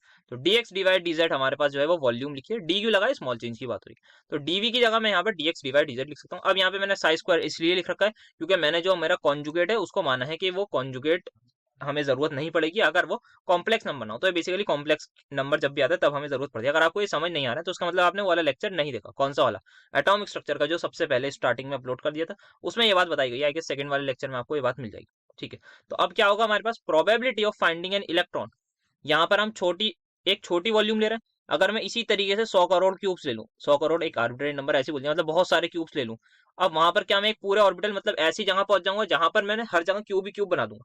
तो मैं क्या कर रहा हूँ, बेसिकली इंटीग्रेट कर रहा हूँ, dv dv dv dv integrate, हर तरफ इंटीग्रेट करूंगा, जहां तक भी मुझे, कहां तक, माइनस इन्फिनिटी से प्लस इन्फिनिटी तक मैं करता जाऊंगा। और जब मैं सारी जगह इंटीग्रेट कर दूंगा तो मेरे पास एक रीजन आ जाएगा, उस रीजन में इलेक्ट्रॉन प्रेजेंट होगा, इतना शॉर्ट है क्योंकि वो एक पूरा ऑर्बिटल होगा, या जो भी रीजन होगा वहां पर इलेक्ट्रॉन प्रेजेंट है, 100% है। तो इस तरीके से आई होप आपको ये समझ में आएगा। देन यहाँ पर ये भी होता है कि अगर साई नॉर्मलाइज नहीं है तो हम उसको नॉर्मलाइज करने के लिए मल्टीप्लाई करते हैं बाय फंक्शन एन से। तो यहाँ पर सिंपली बस मल्टीप्लाई करके उसको नॉर्मलाइज कर देते हैं, एक कांस्टेंट होता है N psi dot N psi dash psi star dV dot equal to 1 हो जाता है, और बाकी हमारे पास ये हो जाता है, ठीक है। Next we have is orthogonality. Orthogonality का मैं सबसे पहले फिजिकल मतलब बता रहा हूँ। एक इलेक्ट्रॉन कहीं पर प्रेजेंट है, उसका वेव फंक्शन होगा साई 1, वो कहीं और चला गया, उसका फंक्शन हो गया, वेव फंक्शन हो गया Sai 2। The thing that orthogonality tells us is कि कभी भी एक इलेक्ट्रॉन दो जगह पर प्रेजेंट नहीं हो सकता एक ही टाइम में। सही बात है भाई, अगर आप अभी यहाँ पर बैठे हैं, क्या आप इसी टाइम पर, अभी जब मैं आप ये लेक्चर देख रहे हैं, क्या इसी टाइम पर आप बाहर भी खड़े हैं? नो सर, हम तो यहीं बैठे हैं। अब कुछ लोग कहेंगे हम खड़े हैं, हाँ जो लोग खड़े हैं वो क्या इसी टाइम पर बैठे हैं एग्जैक्टली जब मैंने बात बोली? नहीं सर, ऐसा तो नहीं हो सकता। तो इलेक्ट्रॉन भले ही बहुत स्पीड से चल रहा हो, पर ऐसा थोड़ी है कि वो टेलीपोर्ट हो जाएगा एकदम से, ऐसा नहीं होगा। तो इलेक्ट्रॉन को की probability of finding an electron at two places at an instant is zero. क्या इस बात को सभी एग्री करते हैं? तो वही ये हमारे पास थोड़ा सा बताता है कि हमारे पास जो वेव फंक्शन है it is different from all the wave function over the entire space from minus infinity two plus infinity. मतलब हमेशा सारे वेव फंक्शन जो होंगे इलेक्ट्रॉन के उनकी वैल्यू अलग अलग आई। सो दिस इज, ये हमारे पास ये इसकी इक्वेशन हो जाती है इस तरीके से। तो डी टी सिंपली हमारे पास वॉल्यूम को ही लिखते हैं, बस यहाँ लिखने का तरीका थोड़ा चेंज कर दिया जाता है। So any two wave function should be independent of each other, that is they should be orthogonal to each other. तो इंडिपेंडेंट होते हैं वेव फंक्शन, एक वेव फंक्शन की वैल्यू दूसरे वेव फंक्शन पर डिपेंड नहीं करेगी अनटिल अनलेस वो सेम वेव फंक्शन हो, तो यहाँ पर दो ही नहीं आएगा। अगर हम दो की बात करें तो उसका मतलब टू डिफरेंट होने चाहिए। टू सेम मतलब क्या, टू सेम का मतलब कुछ नहीं है कि एक ही है, फिर वो मतलब दो चीज सेम है मतलब वो एक ही है, फिर समझ गए ना बात। तो यहाँ पर ये होगी, ठीक है। तो आई गेस ये आपको क्लियर हो गया होगा, और बाकी लेक्चर में इसको डिटेल में डिस्कस कर रखा है, अगर आप नहीं देख के आए तो मतलब फिर क्या बोले। देन नेक्स्ट ये क्वेश्चन को डिस्कस करना है क्या, यहाँ पर आगे कुछ है, ठीक है। तो इसको कर लेते हैं यहाँ। तो यहाँ पर क्या है हमारे पास CHF2 है, हमने इसको बेंट रूल में अच्छे से बात कर रखी है, इसकी परसेंटेज एस कैरेक्टर एंड और सब कुछ बात कर रखी है, ठीक है। यहाँ पे मुझे CHH बॉन्ड एंगल दे रखा है, दैट इज दिस वन, इसको मैं बोल देता हूँ थीटा। इसकी वैल्यू दे रखी है 112.3 डिग्री, इस वाले की वैल्यू दे रखी है 108.3 डिग्री। मुझे कैलकुलेट करना है एस कैरेक्टर। कितने लोगों को याद है कि एस कैरेक्टर का फॉर्मूला होता है cos theta is equals to S upon S minus. Yes sir याद है। तो मैं अपना साइंटिफिक कैलकुलेटर उठा लेता हूँ, आपके पास भी होगा तो आप भी भाई साइंटिफिक कैलकुलेटर उठा लिए। इसमें हमें सबसे पहले बात करते हैं, हमें क्या बताना है, एस कैरेक्टर किधर, ऑर्बिटल कार्बन की तरफ, use by the carbon atom in directed. एक तो CH वाला, एक तो यहाँ पर जो ऑर्बिटल है ये sp3 जो ऑर्बिटल है ना, यहाँ पर एक sp3 ऑर्बिटल है, ये एक sp3, चार sp3 ऑर्बिटल होते हैं बेसिकली, बात करी थी हमने। तो उन चारों में इस कैरेक्टर का जो वेरिएशन है उसकी बात करनी है। जिन जिन लोगों को समझ में आ रहा है बहुत अच्छी बात है। आप मेरे कैलकुलेट करने से पहले, या फिर मैं तो शायद एग्जैक्टली ना करूं क्योंकि लंबा प्रोसेस होगा, मुझसे पहले ही आप इतना गैस कर दीजिए किसमें एस कैरेक्टर 25 से ज्यादा होगा, किसमें कम होगा, बाकी हम बताएंगे, तो आप पहले ही गैस कर लीजिए। तो कॉस यहाँ पे लेता हूँ मैं, CHH का निकालना होगी, तो 112.3 degree is equals to S upon S minus one. तो कॉस 112 की मैं जल्दी से वैल्यू निकाल लूँ, 112, क्या हो रहा है, 112.3 डिग्री। तो कॉस 112.3 डिग्री की मेरे कैलकुलेटर में तो आ रही है 0.3794, आपके में भी इतनी आ रही होगी, फिर S upon S minus one. इधर मैं इसको मल्टीप्लाई करूंगा तो ये हो जाएगा समथिंग, तो जो भी होगा ये इधर आएगा, तो ये हो जाएगा, एक चीज हो जाएगी 0.379, वन से मल्टीप्लाई हो रहा है क्योंकि माइनस वन से, इधर ये आएगा मल्टीप्लाई होगा नेगेटिव में होगा, उधर जाके प्लस का, तो हो जाएगा 1.379S। तो मैं जल्दी से S की वैल्यू अगर निकालूं तो मेरे पास इन दिस केस 0.3, बाकी कैलकुलेशन तो आप कर ही लेंगे, मैं एकदम दिखा नहीं रहा कि एक एक स्टेप करके दिखाऊंगा, फर्स्ट क्लास के बच्चे थोड़ी हैं। सही बात है सर, समझदार हैं हम। तो ये आपके एस कैरेक्टर की वैल्यू 27.4 आ रही है, एस की वैल्यू आ रही है आपकी 0.274, और परसेंटेज एस कैरेक्टर कितना आ जाएगा सर, परसेंटेज एस कैरेक्टर आ जाएगा 27.4%। याद करिए हमने क्या ये बात नहीं करी थी कि परसेंटेज एस कैरेक्टर जो है 25-25% होना चाहिए अगर सारे एटम सेम हो, लेकिन जहां भी सेम नहीं होंगे वहां पर एस कैरेक्टर में डिफरेंस आ जाएगा, तो हमारे ये orbital non equivalent hybrid orbital बनेगा। सभी को याद आई ये बात, यानी कि नॉन इक्विवेलेंट हाइब्रिड ऑर्बिटल बन चुका है। परसेंटेज एस कैरेक्टर सभी में लगा हुआ, क्या कंसेप्ट था, मोर इलेक्ट्रोनेगेटिव एटम वहां जाएगा जहां पर लेस एस कैरेक्टर होगा। बोलिए ये सुनिए। तो इस बॉन्ड में आप कैलकुलेट करेंगे इसी फॉर्मूला से, cos 108.3 डिग्री से जो भी वैल्यू आएगी that has to be less than 25 degree, ऐसे लिखते हैं। सॉरी हाँ, यहाँ पे 25 डिग्री से, यहाँ पर जो इस कैरेक्टर आएगा वो 25 डिग्री से, 25 डिग्री कह रहा हूँ सॉरी, 25%, 25% से कम आएगा। इतना आप सभी लोगों को पता होगा, कंसेप्ट पढ़ रखा है, तो कोई ऐसा सच बात नहीं है, और इससे आपका वेरीफाई हो जाएगा। तो अब यहाँ पे यही चीज हमें बतानी है कि जो रिजल्ट आया उसको बेंट रूल के टर्म से बताएंगे कि भाई जो हमारा हाइब्रिड ऑर्बिटल है डायरेक्टेड टुवर्ड्स हाइड्रोजन, उसमें एस कैरेक्टर 25 से ज्यादा है, वाई इलेक्ट्रोनेगेटिविटी का कंसेप्ट, कि यहाँ पर फ्लोरीन जो है वो मोर इलेक्ट्रोनेगेटिव है। मोर इलेक्ट्रोनेगेटिव एटम कहाँ जाएगा, जहां पर एस कैरेक्टर कम होगा और पी कैरेक्टर ज्यादा होगा। तो ये कंसेप्ट आपको बता देना है, और हमें पता है कि अगर एस इतना है तो इसको जब मैं इसको 100 माइनस एस करूंगा तो मेरे पास पी कैरेक्टर आ जाएगा। सिमिलरली यहाँ पर भी जो एस कैरेक्टर आएगा उसमें मैं 100 माइनस एस करूंगा तो पी आ जाएगा। तो पी कैरेक्टर जहां ज्यादा होगा वहां अल्टीमेटली एस कैरेक्टर कम होगा। इस तरीके से आपको बताना होगा। आई होप आपको मजा आया होगा, समझ में आया होगा इस क्वेश्चन में। इस टाइप का क्वेश्चन ऑब्वियसली क्लास में डिस्कस नहीं करता, कंसेप्ट डिस्कस कर रखा था कि कॉस थीटा का फॉर्मूला बता रखा था, और मतलब नहीं कर रहा था तो अब बताऊंगा ही, मतलब क्योंकि लेकिन कंसेप्ट कर रखा था। हाँ एक्जैक्टली क्वेश्चन नहीं करा होगा क्योंकि मिला नहीं होगा, हो सकता है प्रीवियस नहीं आया होगा, हर चीज थोड़ी दे देंगे, ऊपर वाला का रखा है नीचे वाला नहीं कर रखा, कोई बात नहीं। नेक्स्ट हमें बताने अब ये स्ट्रक्चर्स बनाने हैं, तो मैं एक आध को समझा देता हूँ जल्दी से। सबसे पहले बात करते हैं ClF3 की। सबसे पहला काम हमने बताया था कि हाइब्रिडाइजेशन देख लीजिए, half of M plus V minus C plus है। M क्या है, number of monovalent atom, V क्या है, valence electron on central atom, C क्या है, चार्ज ऑन कैटायन, A क्या है, चार्ज ऑन एनायन। तो नेक्स्ट आगे ही ले लेता हूँ ClF3 में। तो हाइब्रिडाइजेशन हो जाएगी हाफ M। मोनोवैलेंट एटम क्या फ्लोरीन होता है, यस सर, सिंगल बॉन्ड बनाता है। जब भी हाइड्रोजन सब्सिडियरी एटम की तरफ बिहेव करते हैं तो वो सिंगल ही बनाते हैं, हाफ ऑफ M, M मतलब 3 प्लस V वैलेंस इलेक्ट्रॉन कितने sir 7 minus C 0 plus A 0। तो ये क्या होगा, सर ये हो गया 7 + 3 10, 10/2 5, तो हाइब्रिडाइजेशन 5 मतलब sp3d बन गया हमारा ट्राइगोनल कौन सा, पिरामिडल। अब यहीं से आप एग्जैक्ट स्ट्रक्चर मुझे बनाइए कि यहाँ पर फ्लोरीन किधर लगेंगे, तीनों इक्वेटोरियल में लगेंगे या एक इक्वेटोरियल 2 एक्सियल या 2 इक्वेटोरियल 1 एक्सियल, बताइए जल्दी से। जिन जिन बच्चों ने लेक्चर देख रखा है वो आंख बंद करके सबसे पहले तो 2 को एक्सियल में लगा देंगे, 1 को इक्वेटोरियल में लगा देंगे, बचे हुए लोन पेयर हमारे यहाँ आ जाएंगे। क्यों करा, क्योंकि पी कैरेक्टर यहाँ ज्यादा होता है। कैसे सर ज्यादा होता है, लेक्चर में डिस्कस कर रखा है भाई प्रॉपरली ये तो, कि यहाँ पर हमारे पास जो है पी कैरेक्टर एक्सियल बॉन्ड्स में ज्यादा होता है और जो हमारी इक्वेटोरियल है उसमें पी कैरेक्टर बहुत कम होता है। आई होप आपको ये चीज याद होगी। अच्छा यहाँ पर सबसे पहले इसको क्या करेंगे, क्लोरीन जो है हमारे पास क्या होती है इसकी कॉन्फिगरेशन 3s2 3p5, तो यहाँ पे अनपेड अनपेड करा देते हैं जैसे हम कराते हैं। लोन पेयर हमें 2 दिख रहे हैं, तो पहले इसको नॉर्मल बना दूं फिर जल्दी से, और 3D खाली होता है हमारे पास, थर्ड पीरियड का एलिमेंट है। ठीक है सर, तो यहाँ पे कितने बॉन्ड बनाने हैं सर, 3 बॉन्ड बनाने हैं, 3 सिंगल बॉन्ड बनाने हैं, तो एक को उड़ा देते हैं। तो इस वाले से बोलेंगे भाई आप उठ के इधर आ जाइए, तो ये हमने डायरेक्टली एक्साइटेड स्टेट भी बना दी, ये -1 3p4 हो गया, ये 3d1 हो गया। हाँ, ठीक है, तो अब क्या करते हैं इन सभी को मिला देते हैं, तो ये मिलकर बन जाएगा sp3d हाइब्रिडाइजेशन हो गई, सिंपल। एक लोन पेयर एक लोन पेयर 2 होगा, तो ये हमारा स्ट्रक्चर बन गया। आई होप मजा आया होगा। देन हमारा BRF2 पॉजिटिव था, इसको भी मैं जल्दी से डिस्कस कर लेता हूँ, देख लो एक बार। पॉजिटिव चार्ज किस पर आएगा सर, हमारे पास पॉजिटिव चार्ज आएगा लेस इलेक्ट्रोनेगेटिव एटम पर, जो कि है हमारा ब्रोमीन। तो ब्रोमीन पर पॉजिटिव चार्ज आया, इसका मतलब इसके पास 7 इलेक्ट्रॉन होते हैं। अब 6 बचे, बोलिए सुनो। हाइब्रिडाइजेशन आप निकालेंगे तो वैसे निकाल लीजिए, चलिए हाफ ऑफ m कितना है सर, मोनोवेलेंट एटम 2 है, plus m+v, valence electron 7, -c, charge on cation है सर +1 +0, तो ये हो जाएगा 7 + 1 8, तो हाइब्रिडाइजेशन आ गई 4 4, ये आया ना, sp3 हो जाएगा। ठीक है, sp3 हो गई। आप इलेक्ट्रॉन उड़ा उड़ा के दिखा दिएगा, मैं डायरेक्टली बना लेता हूँ, मुझे पता है टोटल 6 इलेक्ट्रॉन्स है। अच्छा sp3 हो गई, तो कहीं ना कहीं टेट्राहेड्रल की बात हो रही है, तो एक फ्लोरीन यहाँ आ जाएगा, एक फ्लोरीन यहाँ आ जाएगा, और 2 लोन पेयर हमारे पास इसमें प्रेजेंट होंगे, और नेट चार्ज पर एक पॉजिटिव होगा। अब गिनिए ब्रोमीन के इलेक्ट्रॉन सर, ब्रोमीन के 1 2 3 4 5 6, तो इसके अपने 2 ने बॉन्ड बनाए, तो ऑक्टेट भी पूरा हो गया और सब कुछ आराम से इसका काम हो गया। तो 6 ब्रोमीन के अपने इलेक्ट्रॉन्स हैं और 6 ही थे हमारे पास, बाकी आप ऑर्बिटल डायग्राम बनाइएगा आराम से देखिएगा। देन उसके बाद क्या था, PCl3 नहीं बना रहा भाई मैं, बहुत आसान है, मतलब इससे आसान कोई चीज़ नहीं। देन उसके बाद क्या है सर, हमारा है SnCl2। सो Sn हमारे पास किसका है ये आपको पता होना चाहिए, कार्बन के ग्रुप का इंसान है, तो कार्बन के पास 4 वैलेंस होते हैं, तो इसके भी 4 हो जाएंगे, तो ये हमारे पास एक लोन पेयर होता है। तो Sn किसके नीचे होता है, कहे सीता जी सुनो प्रभु, यही था हमारा न्यूमरी, कहे सीता जी सुनो प्रभु, ये था हमारा इसका न्यूमरी। तो यहाँ पे हम यूज करते हैं 2s2, यहाँ पे 3s2 4s2 5s2, तो यहाँ पर आपको इसकी कॉन्फ़िगरेशन मिल जाएगी 5s2 लास्ट वाले की, 5s2 5p2 है ना, हाँ 5p2 मिल जाएगी। यहाँ पर आप इसको दिखा दीजिएगा, और यहाँ पर अनपेयर्ड करने की जरूरत ही नहीं पड़ेगी, 2 पी के दोनों से काम हो जाएगा। ठीक है, तो इसका भी काम हो गया। OF2 का बहुत बार बना रखा है, किसमें, अपने केमिकल बॉन्डिंग वाले लेक्चर में। बॉन्ड लेंथ इसका किसने डिस्कस किया था, बॉन्ड एंगल का इसका काफी डिस्कशन हुआ है, तो इसको जाके खुद ही बना लिएगा, आसान सा क्वेश्चन था। तो यहाँ पर हमारे पास अच्छे क्वेश्चन था, कौन सा वाला, सेकंड वाला अच्छा क्वेश्चन था, कुछ सीखने को मिला। आई होप आपको भी सीखने को मिला होगा, मुझे मिला तो आपको भी मिला होगा। फर्स्ट वाला कर रखा था, थर्ड वाले भी ऑलमोस्ट सभी को आते हो।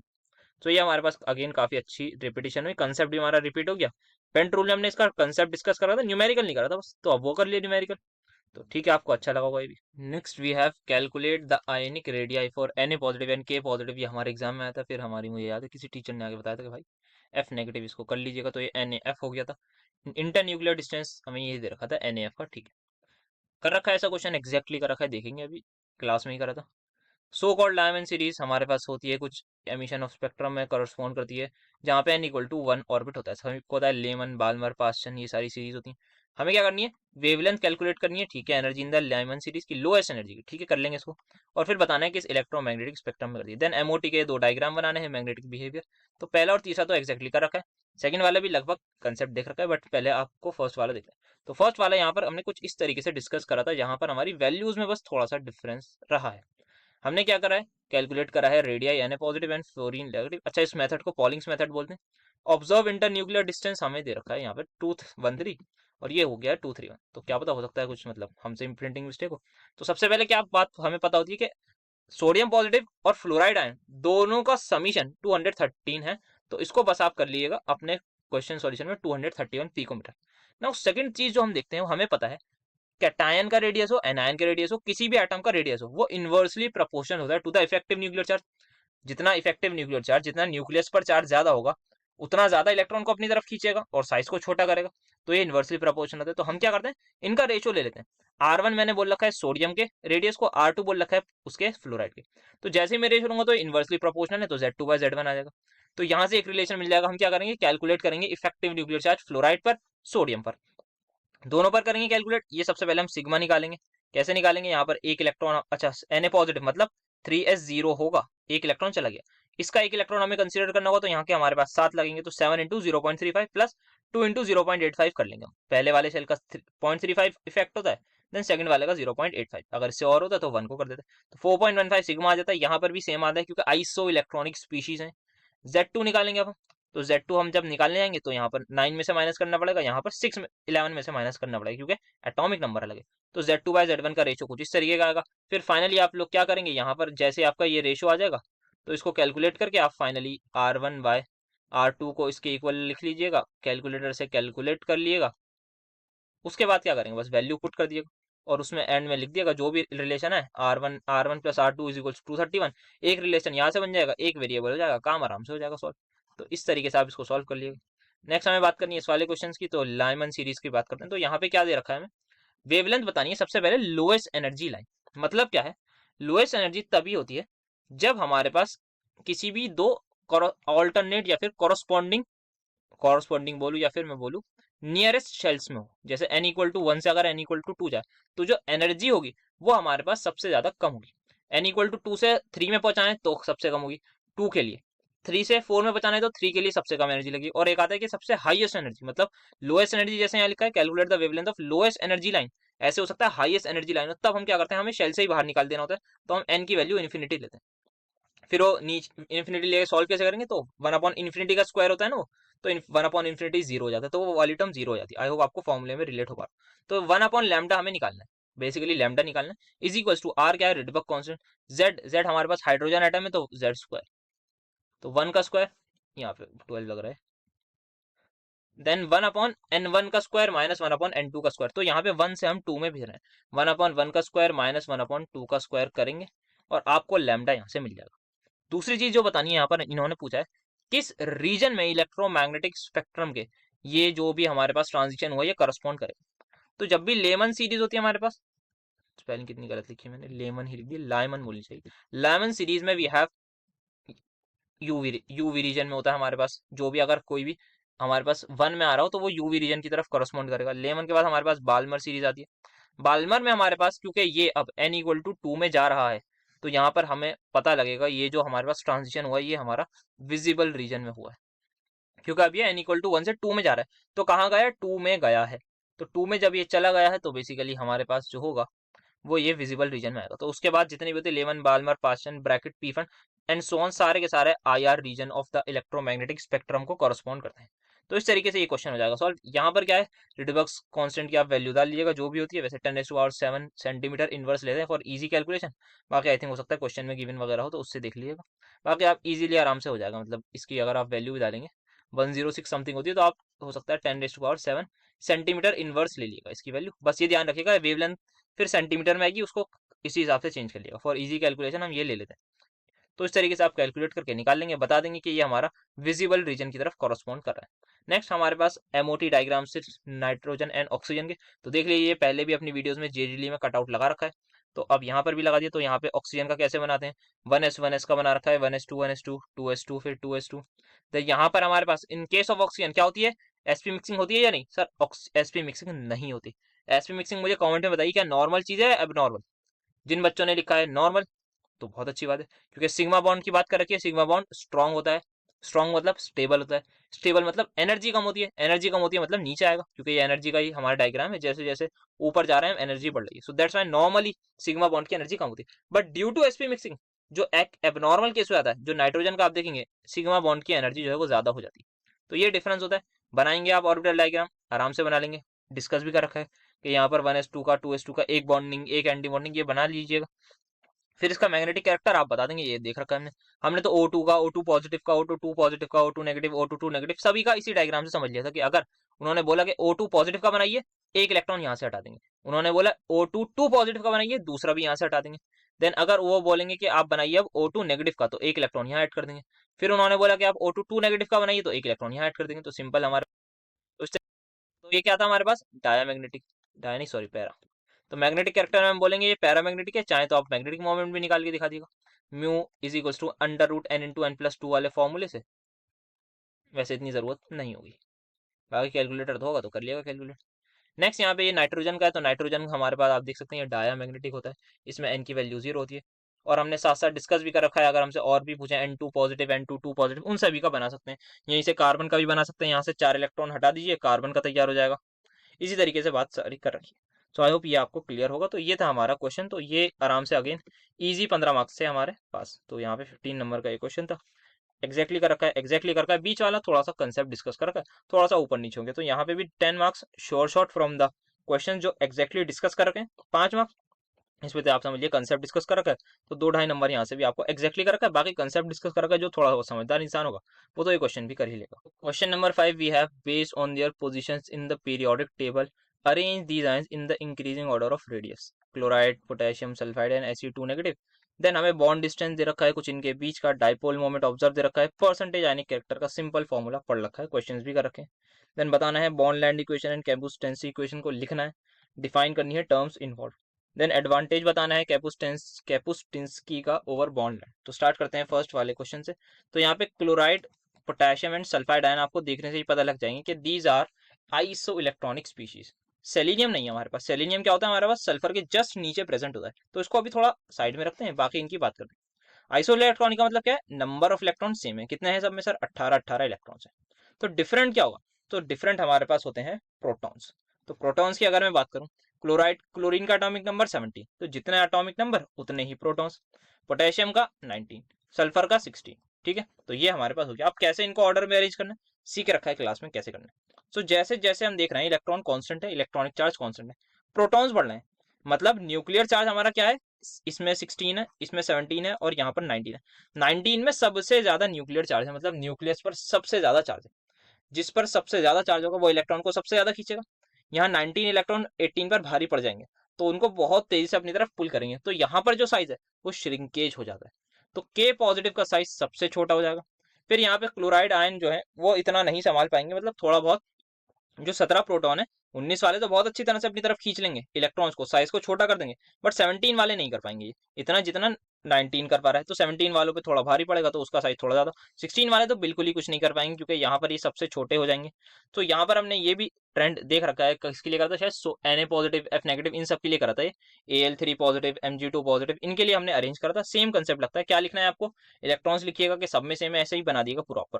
देन प्रोटॉन्स बताइएगा कितने कितने, देन बताइए कि यहाँ पर जो 19 प्रोटॉन्स हैं वो बहुत ही स्ट्रांगली पुल कर रहे होंगे 18 इलेक्ट्रॉन्स को, जिसकी वजह से पोटेशियम का साइज सबसे छोटा हो जाएगा।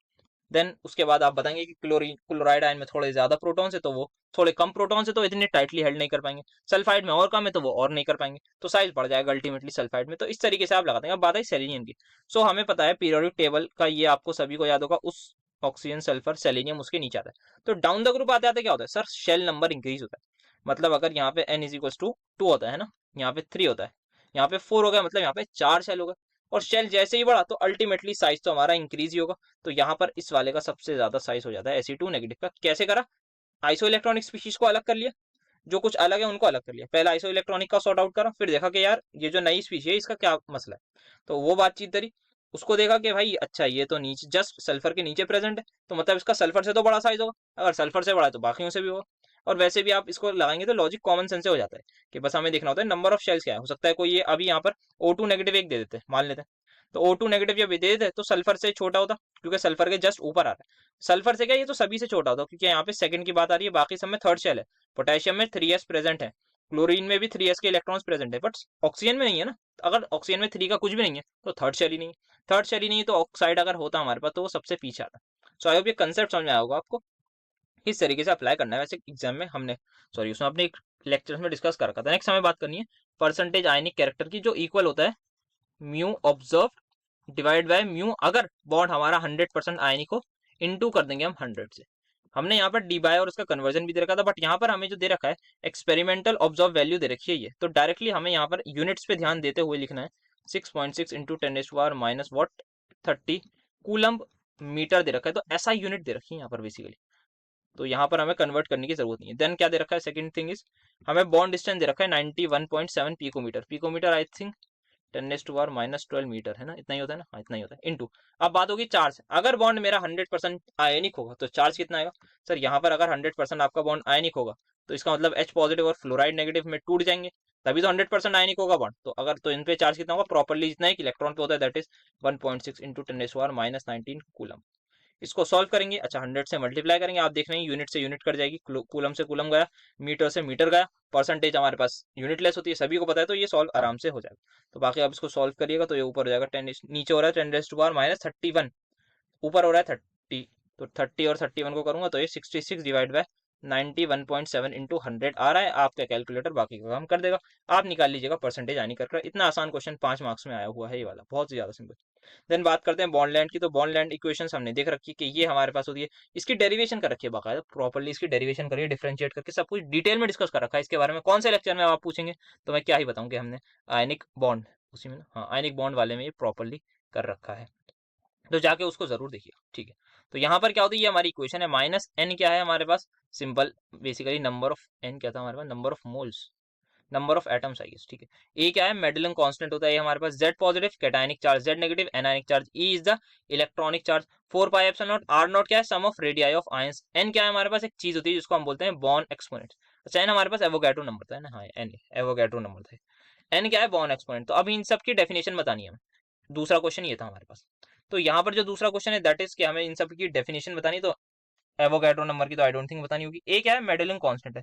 मेडलिंग कांस्टेंट क्या होता है, बेसिकली हमारे पास समेशन होता है किस चीज का, हमारे पास एक्चुअल में क्या होता है, किसी भी एक स्ट्रक्चर लैटिस में एक इंटरेक्शन नहीं होती, एक से ज्यादा होती है, इसकी डिटेल में बात कर रखी है अपने bond Haber cycle, sorry bond Haber cycle कर रहा हूँ, जब हमने ये बॉन्ड लैंड इक्वेशन डिस्कस करी थी फर्स्ट लेक्चर में ही करी थी आयनिक बॉन्ड की, वहां पर डिटेल में बात कर रखी है कि मेडलिंग कांस्टेंट हमारे पास क्या होता है, किसी भी एक सिंपल क्रिस्टल लैटिस में ऐसा ही नहीं होता कि एक आयन एक एनायन और एक कैटायन आपस में इंटरेक्ट कर रहा होता है, या एक कैटायन आपस में रिपेल कर रहा होता है, यहाँ पे एक से ज्यादा रिपल्जन होती है, बेसिकली एक से ज्यादा आयन पेयर रिपल्जन होती है। तो उन सभी को जब हम इंटरेक्शन को सम करते हैं, उन सभी की समेशन कहलाती है मेडलिंग कांस्टेंट। तो ये हमारे पास आ गई मेडलिंग कांस्टेंट की वैल्यू, क्या है, it is a function of the crystal geometry and for a given particular structure, ठीक है।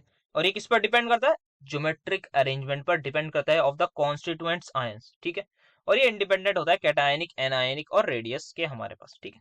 तो यहाँ पर डिपेंड करता है, इस पे देखा भी था हमने कि हमारे पास किस तरीके से neighbour, nearest neighbour, next nearest neighbour, इन सब की बात होती है NaCl क्रिस्टल में, तो ये बता रखा है।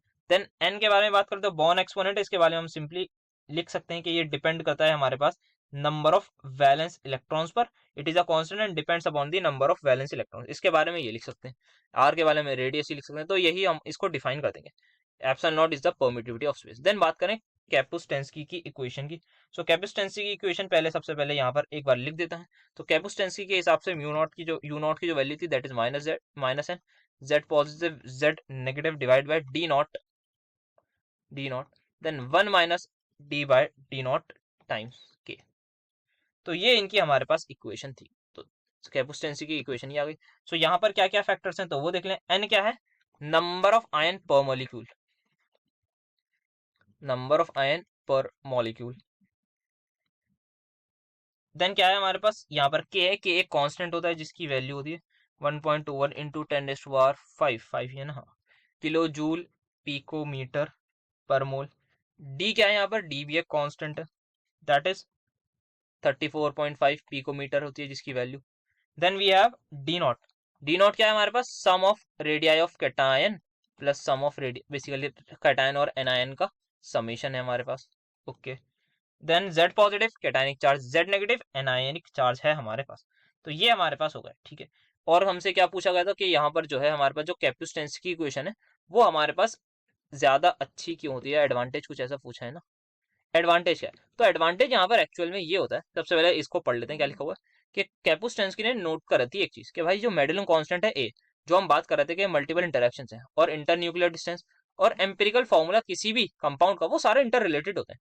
तो उन्होंने कहा अगर हमें क्रिस्टल स्ट्रक्चर पता नहीं है ना किसी भी स्ट्रक्चर का, जो प्रॉब्लम हमारे पास उसमें आ रही थी बॉन्डलैंड की इक्वेशन में कि हमें स्ट्रक्चर पता होना चाहिए था, तभी हम कुछ ना कुछ आगे गेस कर पा रहे। तो इन्होंने कहा ठीक है अगर ऐसी प्रॉब्लम है इसको मैं सॉल्व करता हूँ, वो उन्होंने इनिशिएटिव लिया अपनी एक इक्वेशन दी और बहुत ही ज्यादा सक्सेसफुल रही वो इक्वेशन।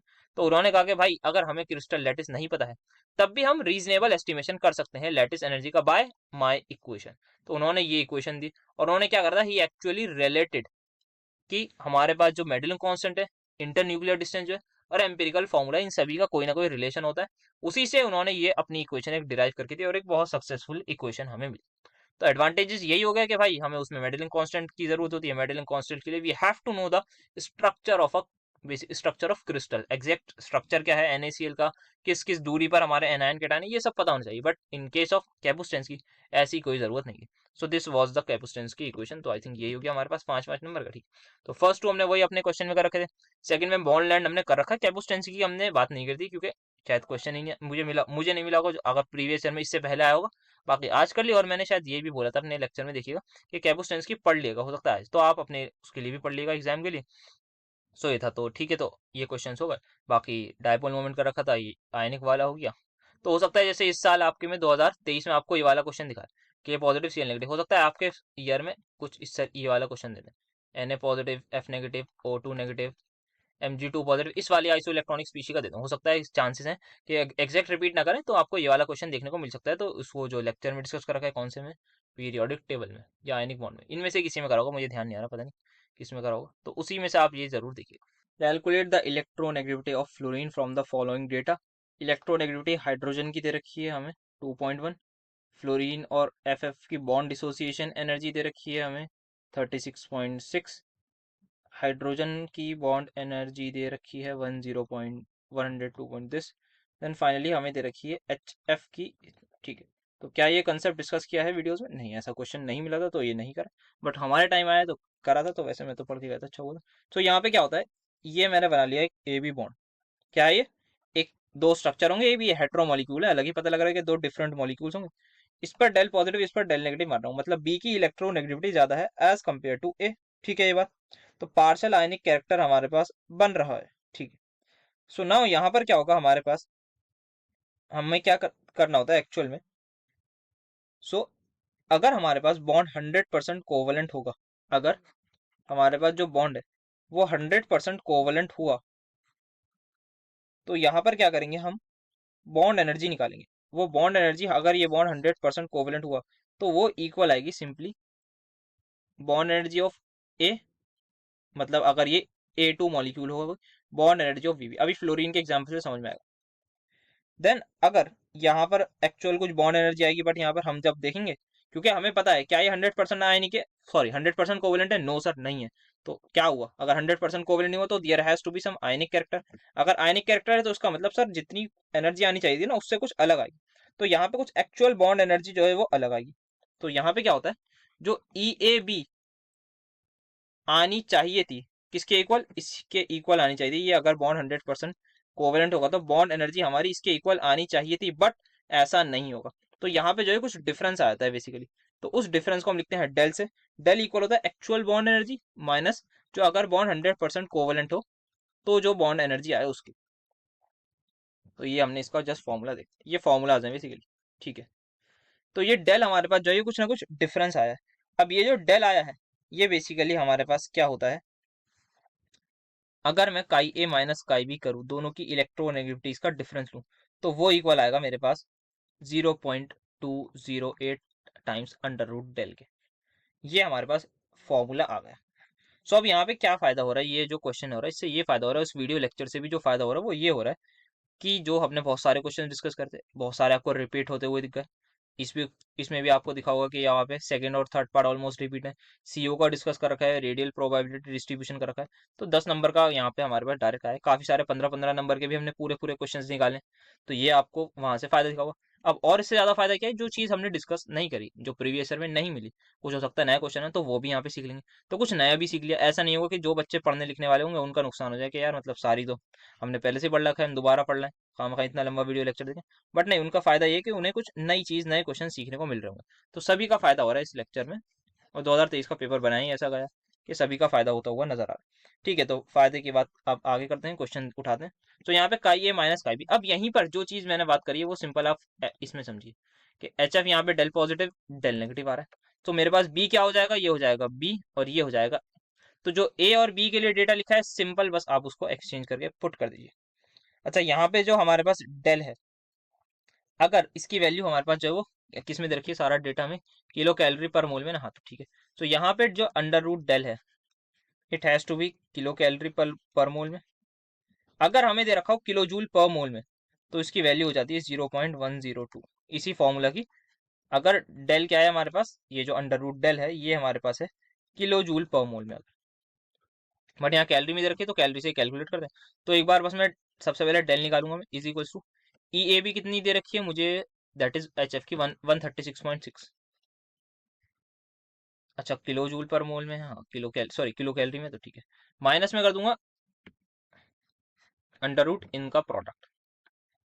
सर इनका प्रोडक्ट कैसे करेंगे, हम तो करेंगे नहीं क्योंकि कैलकुलेटर है साथ, तो डरने की क्या बात। यहाँ से आप डेल की वैल्यू निकालिएगा, जो भी वैल्यू है उसका अंडर रूट ले लीजिएगा। जैसे ही आप उसका अंडर रूट लेंगे तो अंडर रूट की वैल्यू आ जाएगी। फिर फाइनली आप क्या करेंगे, काई ए माइनस काई बी, मतलब काई ए मतलब हाइड्रोजन की दे रखी है 2.1 माइनस इसकी फ्लोरीन की आपको निकालनी है, इज इक्वल्स टू आप जो भी वैल्यू है उसके रख दिएगा 0.208 इंटू जो भी डेल की वैल्यू है वहां रख दिएगा, उसको उधर शिफ्ट करिएगा, अपना आंसर इजीली निकाल लिएगा। तो यहाँ से आपको मिल जाएगी electronegativity of fluorine. I hope ये भी समझ में आएगा, सिंपल फॉर्मूला बेस है, कोई नहीं है, बस ये फॉर्मूला याद रख लिएगा बस, और काम हो जाएगा बाकी खुद ही। ठीक है, नेक्स्ट बात करते हैं रेडियल प्रोबेबिलिटी डिस्ट्रीब्यूशन कर्व्स की। तो यहाँ पर हमने ये देख रखा है ये क्वेश्चन, जहाँ पे बहुत इंपॉर्टेंट वर्ड लिख रखा था, ड्रॉ नीटली, नीट होना चाहिए, अगर नीट नहीं हो तो नंबर कट जाएंगे। सो ये क्या होता है हमारे पास बेसिकली 4 पाई r स्क्वायर और कैपिटल R स्क्वायर, या फिर जिसको हम साई स्क्वायर डी आर का ग्राफ होता है वर्सेज रेडियल डिस्टेंस। ग्राफ का नेचर जो होता है वो मैंने बताया था साइन वेव होता है। साइन वेव का मतलब ओरिजिन से स्टार्ट होता है, और एक वेव होती है कॉस वेव, वो हमारी ऊपर से स्टार्ट होती है यहाँ से, और साइन वेव हमारी ओरिजिन से होती है। तो ग्राफ का नेचर हमारे पास साइन वेव जैसा होता है। एक फेज बताता है कि ये एक ऑर्बिटल की बात हो रही है, मतलब ये हुआ एक फेज, मतलब एक ऑर्बिटल की बात हो रही है, ये हमने लेक्चर में देखा था। देन लास्ट फेज जो है ये वाला, जो लास्ट फेज होगा ये हमारे पास मान लेते हैं ये कुछ ऐसा है, तो ये यहाँ पर सीधा चला जाता है, ये आर को टच नहीं कर रहा होता, मतलब एक्स एक्सिस को टच नहीं कर रहा होता। इसको समझते हैं आगे कैसे समझा था, कि यहाँ पर ये हमारा 4 पाई r स्क्वायर डी आर आ गया, रेडियल प्रोबेबिलिटी डिस्ट्रीब्यूशन यहाँ पे आर आ गया। तो 1s का सबसे पहले मैंने बनाया। सो 1s का जो मेरे पास ग्राफ होगा वो क्या होगा, ओरिजिन से शुरू हुआ, ऊपर गया, और एक ऑर्बिटल है क्योंकि 1s में एक ही ऑर्बिटल है, एक ही ऑर्बिटल की बात हो रही है बेसिकली, तो ये सिंपल हमारे पास ये चला जाएगा। तो 1s क्योंकि एक 1s से ही स्टार्ट हो रहा है, अगर 2s होता तो हम दो फेज बनाते, जैसे कि यहाँ देख सकते हैं। ये मैंने, अगर मैं यहाँ पर खाली ये चला रहा तो ये 1s का ऑर्बिटल, बट यहाँ पे 2s का बनाना है। सो यहाँ पे क्या होगा, 1s का ये नीचे है, फिर यहाँ से दोबारा ऊपर जाएगा और ये पीक थोड़ी बढ़ जाएगी, और यहाँ पे एट द एंड ये टच नहीं करेगा, तो ये 2s का बन गया मेरा। तो 1s 2s का आयोग समझ में आया होगा, साइन वेव है, फेज देखना है और ऑर्बिटल का साइज बढ़ाना है। अब यहाँ पे बात आई 1s 2p और 3d और 4f का साइज सेम होता है, क्यों, क्योंकि 2p क्या है अपने उसका p का फर्स्ट ऑर्बिटल हमारे पास 2p तो है, 1p कुछ नहीं होता। सिमिलरली 3d क्या है, फर्स्ट 3d होता है हमारे पास, 2d नाम की कोई चीज नहीं होती, तो इनका सेम होता है। जस्ट द डिफरेंस इज कि पीक्स थोड़ी बड़ी और आगे की तरफ शिफ्ट हो जाती है, यहाँ पे 2p में थोड़ी आगे की तरफ ये शिफ्ट हो गई, देन 3d की बात करूँ तो थोड़ी सी और ये आगे की तरफ शिफ्ट हो जाएगी। तो ये आपका 3d का आ गया, 4f में थोड़ा सा और, तो अलग अलग ग्राफ्स पे आप बनाएंगे तो आराम से समझ में आ जाएगा। देन ये 3s का यहाँ पे 3 हमारे पास ऑर्बिटल बन गया। तो हमें क्वेश्चन में कौन से बनाने थे, 1s 2s 2p, तो 1s का देख लिया, सिंपल सा 1s का देख लिया, ये आ गया 1s का। 2s का मैं बनाऊँ तो जल्दी से रैंडमली बना रहा हूँ, ये 2s का बना लिया।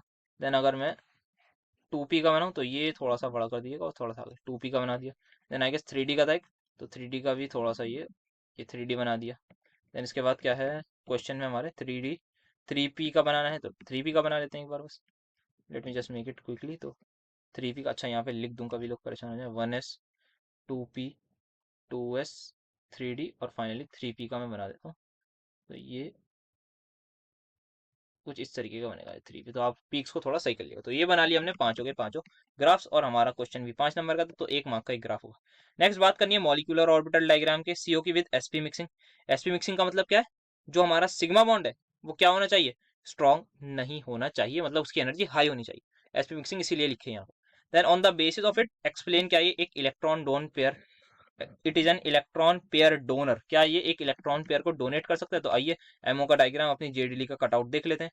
तो यहाँ पे इन्होंने 1s 2s नहीं बना रखा। अच्छा, सबसे पहले कार्बन को थोड़ा ऊपर रखा है एनर्जी लेवल पर एज कम्पेयर टू ऑक्सीजन, क्योंकि कार्बन की इलेक्ट्रोनेगेटिविटी क्या है, कम, हाँ कम है, तो कम वाले की एनर्जी थोड़ी ज्यादा होती है और ऑक्सीजन की कम होती है। ये हमने पढ़ रखा है कि हेट्रोडायटोमिक मॉलिक्यूल्स के केस में ही होता है। ठीक है, तो यहाँ पे सिग्मा 2s बना लिया, सिग्मा 2s बना लिया। फिर यहाँ पे पाई 2px, अच्छा 1s यहाँ पर नहीं बना रखे, 1s में भी ऐसा ही होगा सेम नीचे, 1s कार्बन का थोड़ा ऊपर, ऑक्सीजन का नीचे। अब यहाँ पे आप देखिएगा, हमने इसके होमोल्यूमो की भी बात करी थी कि highest occupied molecular orbital 2px है। ये क्या है, लोएस्ट अनऑक्यूपाइड मॉलिक्यूलर ऑर्बिटल है, ये बात करी थी हमने। ठीक है, तो ये हमारे पास इसका होमो है। So in case of CO exactly क्या होता है हमारे पास, ये जो हमारे पास होमो है, हाईएस्ट ऑक्यूपाइड मॉलिक्यूलर ऑर्बिटल, इसमें आपको एक लोन पेयर दिख रहा होगा। ये जो है ज्यादा डीलोकलाइज होता है कार्बन पर, कार्बन की तरफ ये ज्यादा होता है delocalise majorly on carbon, carbon के ऊपर ये ज्यादा मौजूद होता है। तो जिसकी वजह से कार्बन जो है वो एक लोन पेयर को डोनेट कर सकता है।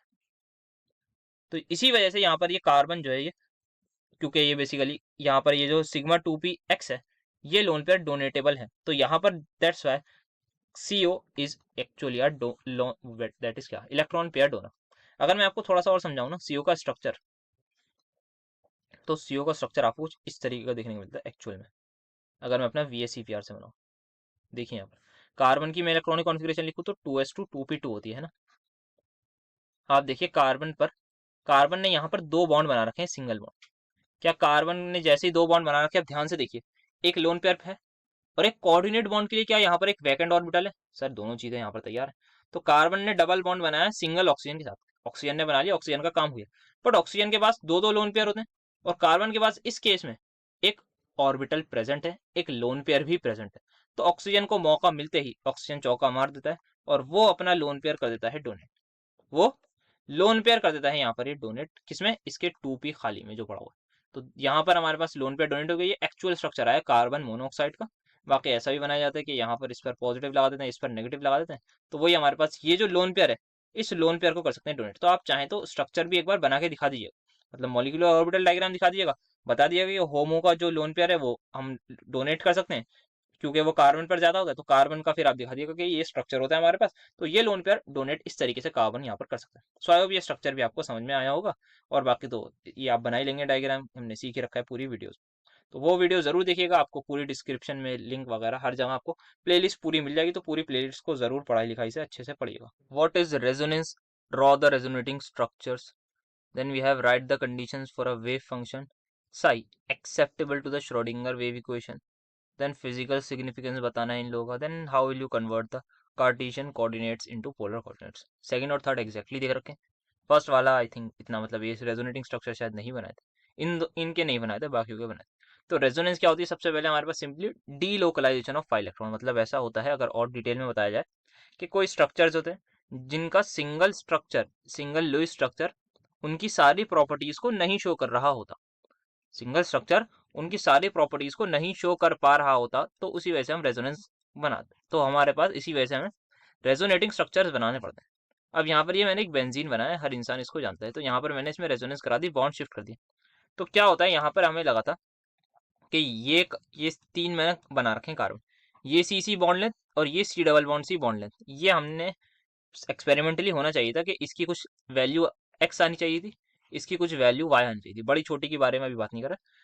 तो हमारे पास क्या होना चाहिए था, इनकी बॉन्ड लेंथ अलग आनी चाहिए थी। बट जब एग्जैक्टली इसको स्टडी करा गया एक्सपेरिमेंटली, तो देखा ये दोनों तो इक्वल आ रही हैं। अब ऐसा पॉसिबल कैसे, तो ये जो स्ट्रक्चर था ये प्रॉपर्टीज को एक्सप्लेन नहीं कर पा रहा, ना ही ये एक्सप्लेन कर पा रहा। तो इसी की वजह से हम फिर इसका रेजोनेंस हाइब्रिड बनाते हैं, that is something like this. ये मैंने बना दिया एक रेजोनेंस हाइब्रिड। तो आई होप ये आपको समझ में आया होगा कि यहाँ पर रेजोनेंस की क्या प्रॉब्लम थी, हमारे पास क्यों रेजोनेंस है। तो डेफिनेशन की क्या कंसेप्ट है केमिस्ट्री में, to describe a situation where a molecule or ion can not be accurately represented by a single Lewis structure, instead it is represented by two or more resonance structures, then basically which are hypothetical structures that differ only in the arrangement of electrons, not the position of atoms. Then we have the actual structure of the molecules is a resonance hybrid, जो मैंने ये दिखाया, this is my resonance hybrid, which is the weighted average of all the resonance structures. So the resonance hybrid जो होता है वो ज़्यादा stable होता है as compared to the individual resonance structure due to the phenomena called as resonance stabilization. तो ये resonance की वजह से स्टेबल होता है। अब यहाँ पर इनके थोड़ा रेजोनेटिंग स्ट्रक्चर्स बनाने, तो NO2 का स्ट्रक्चर हमारे पास जो एक्चुअल होता है वो कुछ इस तरीके का होता है कि यहाँ पर एक कोऑर्डिनेट बॉन्ड मौजूद होता है। बट कोऑर्डिनेट बॉन्ड को जब भी हमें शो करना हो सिंगल कोवेलेंट बॉन्ड्स की वजह से, तो हम उसको एक तरीके से शो कर सकते हैं। उसको कैसे करते हैं इसको देख लेते हैं यहाँ पर, किस तरीके से हम NO2 को शो कर सकते हैं बाय सिंपल कोवेलेंट बॉन्ड। सो इसको अगर हम सिंपल कोवेलेंट फॉर्म में बनाए, लुईस डॉट स्ट्रक्चर की फॉर्म में, तो वो कुछ इस तरीके का होता है हमारा NO2 का स्ट्रक्चर। दिस यहाँ पर इसके ऊपर एक मैंने लोन पेयर लगा दिया, तो यहाँ पर ये हमारे पास कुछ इस फॉर्म में एग्जैक्टली होता है। ठीक है, अब यहाँ पे अगर मुझे इसका रेजोनेटिंग स्ट्रक्चर बनाना है तो यहाँ पर ये इधर शिफ्ट हो जाएगा और ये हमारे पास इधर शिफ्ट हो जाएगा। सो अच्छा, यहाँ पर जो है एक और चीज़ ध्यान रखिएगा, जब भी मुझे इस तरीके से स्ट्रक्चर दिखाना हो, कैसे कि हमारे पास एक कोवेलेंट बॉन्ड हो किसी भी बॉन्ड में, तो उसको बनाने के लिए अगर अगर मुझे कोऑर्डिनेट बॉन्ड को कोवेलेंट फॉर्म की दिखाना है, तो यहाँ पर मैं सिंपल इसको बना दूंगा सबसे पहले तो कोवेलेंट बॉन्ड मोर, जिस जो हमारे पास इलेक्ट्रॉन्स ले रहा है, कौन ले रहा है, ऑक्सीजन एक्सेप्टर है, एक्सेप्टर पर नेगेटिव, डोनर पर पॉजिटिव। तो यहाँ भी मुझे क्या करना होगा, बेसिकली यहाँ एक चार्ज लगाना होगा और यहाँ पे एक ही ऑड इलेक्ट्रॉन रहेगा, यहाँ पर पॉजिटिव आ जाएगा और जो ऑक्सीजन है उस पर नेगेटिव। तो अब यहाँ पर बॉन्ड इधर शिफ्ट होगा, तो यहाँ पे सिंपल मैं इसका दूसरा रेजोनेटिंग स्ट्रक्चर बना लूंगा, क्योंकि यहाँ पर आप देखेंगे अब नेट चार्ज यहाँ पर जीरो आ रहा है, नेट चार्ज जीरो आ रहा है। वरना फिर अगर मैं ये हटा दूं पॉजिटिव चार्ज और यहाँ पे एक लोन पेयर लगा दूं, तो बताइए मुझे क्या ये NO2 नेगेटिव नहीं हो गया, नाइट्राइट आयन, तो ये वो हो जाएगा, बट इसकी तो बात नहीं कर रहे। तो NO2 में हमारे पास ध्यान रखिएगा एक ऑड इलेक्ट्रॉन प्रेजेंट होता है, तो ये बन गया हमारा NO2 का रेजोनेटिंग स्ट्रक्चर। देन ओजोन का भी कुछ इसी तरीके का होता है, तो वो भी साथ के साथ देख ले। तो ओजोन हमारे पास एक्चुअल स्ट्रक्चर तो ये होता है कि यहाँ पे एक जो एटम है उसको एक ऑक्सीजन एटम अपना लोन पे डोनेट कर देता है, कोऑर्डिनेट बॉन्ड बनाता है। बट इसको अगर मुझे आगे दिखाना है in the form of covalent bond, तो क्या होगा, डोनर क्या है ये, इस पर पॉजिटिव लगाना होगा, एक्सेप्टर पर नेगेटिव। सिमिलरली मैं इसका इजीली स्ट्रक्चर बना दूंगा यहाँ पे शिफ्ट करके, तो इनका सिमिलर लाइक स्ट्रक्चर होता है ओजोन और O3 NO2 का। हाँ, तो यहाँ डबल बॉन्ड ये आ गया, इस पर पॉजिटिव रहेगा, नेट चार्ज आप देखेंगे जीरो ही रहेगा। बात करें कार्बन मोनोऑक्साइड की, तो उसका स्ट्रक्चर हम बना चुके हैं, वैसे कुछ इस तरीके का दिखेगा आपको। एक्चुअल में बात कर रखी है हमने, ये कोऑर्डिनेट बॉन्ड होता है एक्चुअल में, तो यहाँ पे भी कोऑर्डिनेट बॉन्ड हटाते हैं। पॉजिटिव किस पर लगाना है, ऑक्सीजन पर, डोनर है, एक्सेप्टर है कार्बन। नेक्स्ट का रेजोनेटिंग स्ट्रक्चर क्या पॉसिबल कि ऑक्सीजन अपने ऊपर इलेक्ट्रॉन वापस ले ले, तो ये बन जाएगा खाली CO ऐसा, ऑक्सीजन अपने ऊपर क्या करेगा, इलेक्ट्रॉन्स अपने वापस ले लेगा, तो ये हमारा बन जाएगा बेसिकली CO। और ये जैसे ही वो उस अपने इलेक्ट्रॉन वापस ले लेगा, कार्बन पर हमारे पास जो है वो नेगेटिव चार्ज हट जाएगा। तो एक स्ट्रक्चर ये पॉसिबल हो गया हमारे पास कि यहाँ पर इसके पास ये हो गया उसका स्ट्रक्चर, और ये बेसिकली क्या हो गया, इस वक्त इसके पास इलेक्ट्रॉन्स की कमी भी हो जाएगी। यहाँ पर ये क्या हो गया, इसके पास इलेक्ट्रॉन्स कम हो गए, तो सॉर्ट ऑफ कार्बीन आपको याद आ रही होगी ऑर्गेनिक की, तो उसकी तरह इसका स्ट्रक्चर बन गया। नेक्स्ट एक और पॉसिबिलिटी जो है, मतलब रेजोनेटिंग स्ट्रक्चर बनाने, वो ये है कि ये बॉन्ड भी दोबारा अपने ऊपर ले ले, तो हमारे पास कुछ ये बन जाएगा यहाँ पर सॉर्ट ऑफ कार्बोकेटाइन।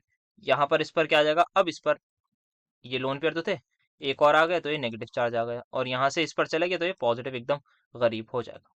तो ये कुछ स्ट्रक्चर्स हमारे हो गए कार्बन और कार्बन मोनोऑक्साइड के, तो ये रेजोनेटिंग स्ट्रक्चर बना लेंगे। तो नेक्स्ट हमारे पास क्वेश्चन आता है, हमारे पास बात करनी है हमें एक्सेप्टेबल होने के लिए श्रोडिंगर इक्वेशन को क्या कंडीशन होनी चाहिए, और इनका physical significance and polar coordinates को भी कन्वर्ट कर लेते हैं। तो ये हमारे पास अपने एटॉमिक स्ट्रक्चर में डिस्कस कर रखा है इस नाम से कि what is mean by well behave function. तो उसकी कुछ प्रॉपर्टीज थी, that is Sai must be finite, तो साई स्क्वायर भी हमारे पास फाइनाइट होगा क्योंकि ये प्रोबेबिलिटी को रिप्रेजेंट कर रहा है। तो फाइनाइट का मतलब कोई फाइनाइट वैल्यू होनी चाहिए, इनफाइनाइट नहीं होनी चाहिए, प्रोबेबिलिटी इनफाइनाइट नहीं हो सकती। देन बात करी थी हमने कि psi del square psi upon del X square, del square psi upon del Y square, del square psi upon del Z square, ये सारे के सारे कॉन्टिन्यूस होने चाहिए, सारी वैल्यूज जो है, सारी रियल वैल्यूज कॉन्टिन्यूस होनी चाहिए। देन साई जो है वो सिंगल वैल्यूड होनी चाहिए, it must only have one definite value eight a particular point in space. तो एक पॉइंट पर एक ही वैल्यू होनी चाहिए, ऐसा ना हो कि, क्योंकि ये क्या बताता है, probability at a particular point, तो एक पॉइंट पर ऐसा नहीं हो सकता कि वो दो प्रोबेबिलिटीज आए हमारी। Then probability of finding the electron over the entire space from minus infinity to plus infinity must be 1, जो हमारी नॉर्मलाइज वेव फंक्शन की इक्वेशन होती है। तो ये बात कर लिया हमने एक्सेप्टेबल होने के लिए क्या क्या साई और साई स्क्वायर वगैरह को होना चाहिए। नेक्स्ट हमारे पास आता है इनका फिजिकल सिग्निफिकेंस नहीं है साई का, बट साई स्क्वायर का है। तो ये बात एकदम ट्रू है कि साई का कोई फिजिकल सिग्निफिकेंस नहीं होता, साई स्क्वायर का होता है। तो मैक्स बोर्न एक साइंटिस्ट है, उन्होंने बताया जो साई स्क्वायर है वो directly proportional to the probability of finding electron in space at a particular point. फिर उन्होंने बोला अगर मैं थोड़ा सा और प्रिसाइजली बताऊं ना, तो जो साई स्क्वायर है वो भाई प्रोबेबिलिटी डेंसिटी है। अच्छा, तो यहाँ पर जैसे उन्होंने ये कहा कि साई स्क्वायर प्रोबेबिलिटी डेंसिटी है, तो हमारे दिमाग में आएगा डेंसिटी मतलब डिवाइड कर देंगे हम वॉल्यूम को प्रोबेबिलिटी को डिवाइड कर देंगे वॉल्यूम से। तो psi square is equal to P divide by D V, हमारे पास एक सिंपल रिलेशन आ गया। और फाइनली हमने कैलकुलेट कर लिया कि भाई probability will be equal to psi square dot D V. तो फिजिकल सिग्निफिकेंस क्या हुआ साई स्क्वायर का, दैट इज की ये प्रोबेबिलिटी डेंसिटी यहाँ पर लिख भी रखा है, ये हमने सेम लेक्चर की स्लाइड ली है कि इन्होंने सजेस्ट करा था how the wave function should be interpreted physically. उनकी इंटरप्रिटेशन थी कि ये फाइंडिंग एन इलेक्ट्रॉन हो के डायरेक्टली प्रोपोर्शनल होती है साई स्क्वायर। और उन्होंने कहा भाई अगर मैं मोर प्रिसाइसली बताऊं तो साई स्क्वायर ही प्रोबेबिलिटी डेंसिटी है कि that the particle will be found in a smaller region divide by the volume of the region. तो प्रोबेबिलिटी हमारे पास इस तरीके से निकाल सकते हैं। So to calculate the probability, अगर मुझे प्रोबेबिलिटी किसी भी स्पेसिफिक रीजन की निकालनी है कि यहाँ इलेक्ट्रॉन मिलेगा, यहाँ मिलेगा, यहाँ नहीं मिलेगा, यहाँ कम चांस है, तो जो भी प्रोबेबिलिटी डेंसिटी होगी, या सॉरी जो भी प्रोबेबिलिटी, हाँ जो भी प्रोबेबिलिटी होगी उसको मल्टीप्लाई कर दूंगा बेसिकली मैं by volume of the region. तो जैसे एग्जांपल लिया हमने, अगर साई स्क्वायर की वैल्यू मुझे 0.1 पिकोमीटर दे रखी है, वॉल्यूम मुझे दे रखी है 2 पिकोमीटर स्क्वायर, यहाँ पे पिकोमीटर की पावर -3, तो मुझे अगर प्रोबेबिलिटी निकालनी है तो मैं सिंपल साई स्क्वायर को मल्टीप्लाई कर दूंगा वॉल्यूम से और मुझे मिल जाएगी। अच्छा, यहाँ पर हमने फिर ये भी बात कर रखी थी कि साई अगर एक कॉन्जुगेट बेस उसमें फॉर्म में हो, दैट इज क्या नाम कहते क्या कहते हैं इसको, कॉम्प्लेक्स फॉर्म में, हाँ, तो हम इसका कॉन्जुगेट लेते हैं, साइड साई स्क्वायर नहीं करते हम, साई इंटू साई डैश करते हैं। ये बात हमने बात करी थी अभी स्टार्टिंग में भी कि ये इस लेक्चर में डिस्कस करा था, तो यहाँ भी कर लेते हैं। तो कॉन्जुगेट जब भी लेते हैं, आई जो होता है, जो आयोटा वाली साइन चीज होती है, उस पर नेगेटिव चार्ज आ जाता है। फिर यहाँ पर हम अपनी आइडेंटिटी से सॉरी मल्टीप्लाई करेंगे, तो सिंपली हमारे पास ए स्क्वायर माइनस बी, ए प्लस बी ए माइनस बी है, ए स्क्वायर माइनस बी स्क्वायर लग जाएगा। और हमें पता है आई स्क्वायर किसके इक्वल होता है सर, -1 के इक्वल होता है, बच्चा बच्चा जानता है आयोटा का स्क्वायर। और नहीं पढ़ा अगर आप मैथ्स वाले नहीं है तो मतलब हो ही नहीं सकते मैथ्स वाले, क्योंकि पीसीएम वालों को जो मिलता है केमिस्ट्री ऑनर्स में, तो ये आपको पता हो। तो प्रोबेबिलिटी हमारे पास इस तरीके से लिखी जा सकती है। देन नेक्स्ट वी हैव कि हम कन्वर्ट करने थे इनको पोलर कोऑर्डिनेट्स को कार्टेशियन कोऑर्डिनेट्स में, तो यहाँ पे प्रॉपर डेरिवेशन पूरी कर रखी है यहाँ पर। तो इस क्वेश्चन में क्या था, ये हमारे पास आर हो गया, ये एक पॉइंट हो गया ए, इस पर एक्स वाई जेड हमारे कोऑर्डिनेट्स हो गए जो कार्टेशियन वाले कोऑर्डिनेट्स है। पोलर कोऑर्डिनेट्स क्या थे, आर थे हमारे, मतलब डिस्टेंस जो भी पार्टिकल को 3D में था, ये ध्यान रखिएगा, थीटा ये एंगल, फाई ये एंगल, देन एक हाँ थीटा फाई और आर हमारे तीनों पोलर कोऑर्डिनेट्स हो गए।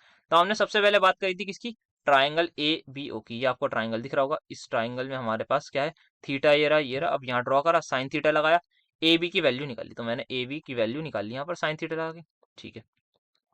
देन नेक्स्ट थिंग मैंने क्या करी थी, यहाँ पे कॉस थीटा लगाया, तो कॉस थीटा की वैल्यू निकाली। तो अच्छा, कॉस थीटा से मेरे पास क्या है, कॉस थीटा से मेरे पास ये जेड की वैल्यू आ गई। जेड क्या है, अगर मैं इसको मार्क करूँ तो ये ओ बी की वैल्यू आ गई, ये मेरे पास जेड था। तो मुझे जेड कोऑर्डिनेट का रिलेशन मिल गया, ठीक है, बट मुझे अभी तक एक्स वाई जेड में से किसी का नहीं मिला। सो आइए और देखते हैं क्या हमने यहाँ पे करा है, ठीक है।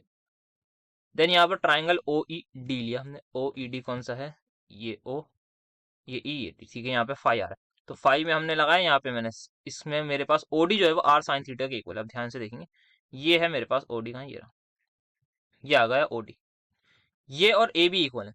क्यों है, 3D में इमेजिन करिए, मैंने बात करी थी कि आप एक रूम में हैं, एक कॉर्नर को पकड़ लीजिए, उस कॉर्नर से आप एक बीच में कहीं मान लीजिए कोई भी हाउस फ्लाई जिसको मक्खी बोलते हैं वो उड़ रही होगी, एक पॉइंट पर मान लीजिए एकदम से वो स्टॉप स्टॉप कर दिए, कहीं पर भी किसी भी पॉइंट पर रोक लिया, आप वहां से लेके आप उस तक पोजीशन तक जाएंगे तो वो आपका आर डिस्टेंस हो जाएगा। उसी से आप सिंपल सीधा नीचे परपेंडिकुलर ड्रॉप करिए, जो ये हमारा ओडी है, एडी है सॉरी, एडी आपका परपेंडिकुलर हो जाएगा, जहां पर भी आपने हाउस फ्लाई की पोजीशन को मार्क करा होगा अपने माइंड में, वहां से आप परपेंडिकुलर ड्रॉप करिए। फिर उस परपेंडिकुलर से आप सीधे आप आएंगे अपने कॉर्नर पर, जिस भी कॉर्नर से आपने ये आर डिस्टेंस लिए, यहाँ पर आएंगे, फिर आप ऊपर जाएंगे, फिर आप इस पॉइंट से बी जो पॉइंट है, आप कॉर्नर जो कॉर्नर आएगा आपका, उस कॉर्नर से आप सीधे ऊपर जाएंगे जेड एक्सिस की तरफ, ऊपर एक पॉइंट लिएगा और वहां से एक स्ट्रेट लाइन ड्रॉ कर देगा जहां भी आपने उस हाउस फ्लाई की पोजीशन को इमेजिन करा होगा। और फिर आप देखेंगे कि जो ए बी है वो और ओ डी इक्वल ही होंगे। ये आई होप आप इमेजिन कर पा रहे हो, अगर नहीं कर पा रहे तो फिर याद कर लिए, मतलब और क्या बोल सकता हूँ। तो ए बी हमारे पास ओ डी के ऐसे इक्वल होता है, तो ओ डी हमारे पास आर साइन थीटा है, ओ ई हमारे पास जो है वो एक्स है, या डी ई को मैंने एक्स लिख रखा है, ये शायद थोड़ी सी इसमें गलती होगी, तो डी ई कहाँ है मेरे पास, ये तो डी एक्चुअल में वाई है, तो मैंने जो वीडियो होगी उसमें हो सकता है यहाँ पे गलत लिख दिया हो, बट ओ ई था हमारे पास मेन एक्स, जो एक्स एक्सिस था। तो यहाँ पर मैंने एक्स निकाल लिया, R sine theta cos phi आ जाता है, वाई में लगाऊंगा तो ये भी सिंपल आ जाएगा, कैसे करा है मैंने, साइन फाई लगाया है और कॉस फाई लगाया है, तो सिंपल मेरे पास ये दोनों वैल्यूज आ गए। फिर क्या करेंगे हम, X square plus Y square plus Z square आप जब करेंगे तो आपको वैल्यू मिलेगी आर स्क्वायर के इक्वल। कैसे मिलेगी एक बार दिखा दूं इसमें, तो एक्स स्क्वायर मेरे पास ये आ गया, वाई स्क्वायर मेरे पास ये आ गया X square Y square sine square phi plus Z sine square phi plus Z square क्या है R square cos square theta. ठीक है, अब यहाँ पे देखिए आप ये कॉमन है R R square sine square theta और R square sine square theta common है। जैसे ही मैं कॉमन लूंगा, अच्छा यहाँ पे फाइव करूँ उसको, cos square phi plus sine square phi बचेगा जो किसके इक्वल होगा वन के। तो R square sine square theta into में मेरे पास वन हो जाएगा, जो कि मतलब हो गया क्योंकि आइडेंटिटी से। देन यहाँ पर नेक्स्ट क्या करूंगा, यहाँ पे आप देखेंगे आर स्क्वायर कॉमन लीजिएगा तो cos square plus sine square को वन के इक्वल कर देगा। So this is how you will derive such things. तो यहाँ पे आप इस चीज को डिराइव कर देंगे तो ये हमारा क्वेश्चन हो जाएगा सिंपल। हमने अपनी वही वाली पीपीटी में से ये भी क्वेश्चन लिया था। तो ये भी ऑलमोस्ट सारे क्वेश्चंस, इसमें से दो पार्ट तो हमारे एग्जैक्टली आए थे जो डिस्कस करे थे, रेजोनेंस वाला थोड़ा आउट ऑफ द कंटेक्स्ट था। ठीक है, तो ये हो गया हमारा question. So we have the last question, short notes लिखने हैं इन तीनों चीज़ों पर। देन यहाँ पर कुछ linear combination of atomic orbitals के डायग्राम्स बनाने हैं, देन लिमिटेशन बतानी है। तो जल्दी से इसको करते हैं क्विकली थोड़ा। सो हाइजेनबर्ग अनसर्टेनिटी प्रिंसिपल सभी को पता है, बस यहाँ पे लिखने के लिए लिख दिया कि इम्पॉसिबल होता है to determine simultaneously the exact position and velocity of an electron. So क्या होता है, जैसे यहाँ पर एक इलेक्ट्रॉन ये हमारे पास जा रहा है, इस पर कोई इंसिडेंट करा हमने फोटोन, मतलब कोई लाइट आई, तो क्या होगा हमारे पास फोटोन कुछ इधर की तरफ स्कैटर्ड हो जाएंगे। So this is my scattered photon. Electron बेचारा यहाँ पे सीधा आराम से जा रहा था, बट क्या होगा, डिफ्लेक्ट हो जाएगा। जैसे इस पे होगी तो यहाँ पर कुछ इसका पाथ जो है वो डिफ्लेक्ट हो जाएगा। So this is the deflected path हमारे पास इलेक्ट्रॉन का आएगा। तो क्या होगा हमारे पास यहाँ पर, इसको एक बार रीड कर लीजिएगा कि जैसे ही हमने एनर्जी बढ़ाई, किसकी, लाइट की एनर्जी बढ़ाई। एनर्जी क्या होती है हमारे पास, एच सी बाई लैम्डा। तो इसको यहाँ से आप रिलेट कर सकते हैं कि अगर हमने एनर्जी बढ़ाई, इसका मतलब हमने वेवलेंथ कम कर दी है फोटोन की। तो उससे क्या होगा, इंक्रीज हो जाएगी हमारे पास accuracy of electron's position measurement. But क्या बढ़ जाएगा उससे, डेविएशन इन मोमेंटम हमारे पास इंक्रीज हो जाएगा कि हमने एनर्जी ज्यादा से हमने अटैक करवाया फोटोन का। तो क्या होगा, पोजीशन तो हम उसकी मेजरमेंट में हम इजीली कर सकते हैं इस बार, बट डेविएशन जो है मोमेंटम में वो हमारे पास ज्यादा होगा। और यहाँ पे एग्जैक्ट नहीं, एक्यूरेसी मतलब काफी एक्यूरेट हो सकती है, बट एग्जैक्ट हम तब भी नहीं बता सकते। सो इसको ये एक बार रीड कर लीजिएगा। तो हमारे पास ये हाइजेनबर्ग अनसर्टेनिटी प्रिंसिपल जो है वो कब आया था, हाइजेनबर्ग ने दिया इसमें as states if the location of a particle to determine with an uncertainty delta x, then the linear momentum parallel to x axis can be known simultaneously only to within an uncertainty of delta p। मतलब हम uncertainty in x और uncertainty in momentum को ही निकाल सकते हैं। And we know कि delta X dot delta P हमारे पास किसके इक्वल होता है, less than greater than equal to H by four pi के ही हमारे पास आएगा। तो ये हमें इक्वेशन पता है, बहुत सॉल्व करिए। क्या इक्वेशन ये बताती है कि अनसर्टेनिटीज जो हैं in two simultaneous measurements can not be less than a certain constant value. Therefore if अगर हमारे पास डेल्टा एक्स बहुत ज्यादा छोटा होगा तो डेल्टा पी हमारे पास काफी ज्यादा बड़ा होगा, ये बताती है बस। तो इससे मैं ज्यादा डिटेल और नहीं करते। देन नेक्स्ट वी हैव, हमारा पास क्या था, अच्छा पहले इलेक्ट्रोनेगेटिविटी के कंसेप्ट के बारे में बात कर लेते हैं। तो यहाँ पर हमारे पास फर्स्ट जो कंसेप्ट था वो हमारे पॉलिंग साहब ने दिया था। तो पॉलिंग्स का हमारे पास फर्स्ट इलेक्ट्रोनेगेटिविटी का कंसेप्ट दिया गया था पॉलिंग्स द्वारा। सो उन्होंने क्या बताया था कि इलेक्ट्रोनेगेटिविटी क्या होती है, of an element is the power of an atom to of the element to attract electron to itself. तो हमें पता है जब भी हमारे पास इलेक्ट्रोनेगेटिविटी को बहुत अच्छे से दिख रखे हैं कि शेयर्ड पेयर ऑफ इलेक्ट्रॉन को अपनी तरफ जब खींच रहे होते हैं, दैट इज इलेक्ट्रोनेगेटिविटी। ये सारी चीजें पढ़ रखी हैं कोई ऐसे जिसमें बहुत ज्यादा समझने की भी ऐसे जरूरत नहीं है। नेक्स्ट हमारे पास अगर हम बात करें तो ये क्या था, अगर आपको याद होगा अभी अभी जस्ट थोड़ी देर पहले हमने एक क्वेश्चन करा था based on E A B bond enthalpies. तो ये उस पर बेस्ड है। तो वो जो फॉर्मूला था इलेक्ट्रोनेगेटिविटी जो हमने निकाली थी वो पॉलिंग स्केल से निकाली थी एक्चुअली। तो ये हमने बात करी थी कि ई ए बी इक्वल टू होगा ई बी ई ए, मतलब बॉन्ड एनर्जी ऑफ किसी भी दो एटम्स के, अगर उनकी, और एक चीज इंपॉर्टेंट कि अगर उनकी इलेक्ट्रोनेगेटिविटी सेम है। तो जनरली क्या होता है हमारे पास, ये होमो एटॉमिक में ही होता है क्योंकि Cl2 है, तो Cl का जब बॉन्ड होगा तो ये हमारे पास क्या होगा, दोनों क्लोरीन की इलेक्ट्रोनेगेटिविटी सेम होगी। तो ये हमारे पास 100% कोवेलेंट में ये हमारे पास काम कर जाती है चीज। पर हमें पता है 100% कोवेलेंट ऐसा कोई हमें नहीं मिलता, तो आयनिक कैरेक्टर आता है ये। तो वहां पर हमने क्या था, वो फॉर्मूला जो हमने पढ़ा था वो लिख दीजिएगा यहाँ पर कि हम इस तरीके से पॉलिंग स्केल की इलेक्ट्रोनेगेटिविटी निकालते हैं। तो ये आप वहां पर इसी में लिख दीजिएगा, डेल वाला जो फॉर्मूला था, del is equal to E A B minus करके ये पूरा फैक्टर आ जाएगा यहाँ पर, ये लिख दीजिएगा अंडर रूट वाला। फिर आप बता दीजिएगा कि इलेक्ट्रोनेगेटिविटी का डिफरेंस इक्वल होता है अंडर रूट डेल्टा इंटू 0.208 ही था ना, आई गेस। हाँ तो यही होगा, थोड़ी बहुत ऊपर नीचे को देख लिएगा, हाँ यही है हमारा। तो ये लिख लिएगा, पॉलिंग स्केल का बता दीजिएगा। देन बात करें मोलिकन स्केल के बारे में, तो यहाँ पे सेकंड इलेक्ट्रोनेगेटिविटी का स्केल हमारा मोलिकन साहब का था। इसको हमने पढ़ रखा है कि एवरेज वैल्यू होती है किसकी, आयनाइजेशन एंड इलेक्ट्रॉन एफिनिटी की। यहाँ पे दोनों की दोनों चीजें क्या होती हैं, बेसिकली इलेक्ट्रॉन वोल्ट में होती हैं, और हमें पता है यहाँ इलेक्ट्रॉन एफिनिटी सब कुछ पढ़ रखा है। देन वैलेंस स्टेट क्या होती है, the electron configuration of an atom is suppose to have when it is a part of a molecule. ठीक है, तो ये हमारे पास छोटी छोटी चीजें, इसको लिख दीजिएगा। नेक्स्ट हमारे पास आती है ऑल्फ्रेड एलरेड रॉशो की।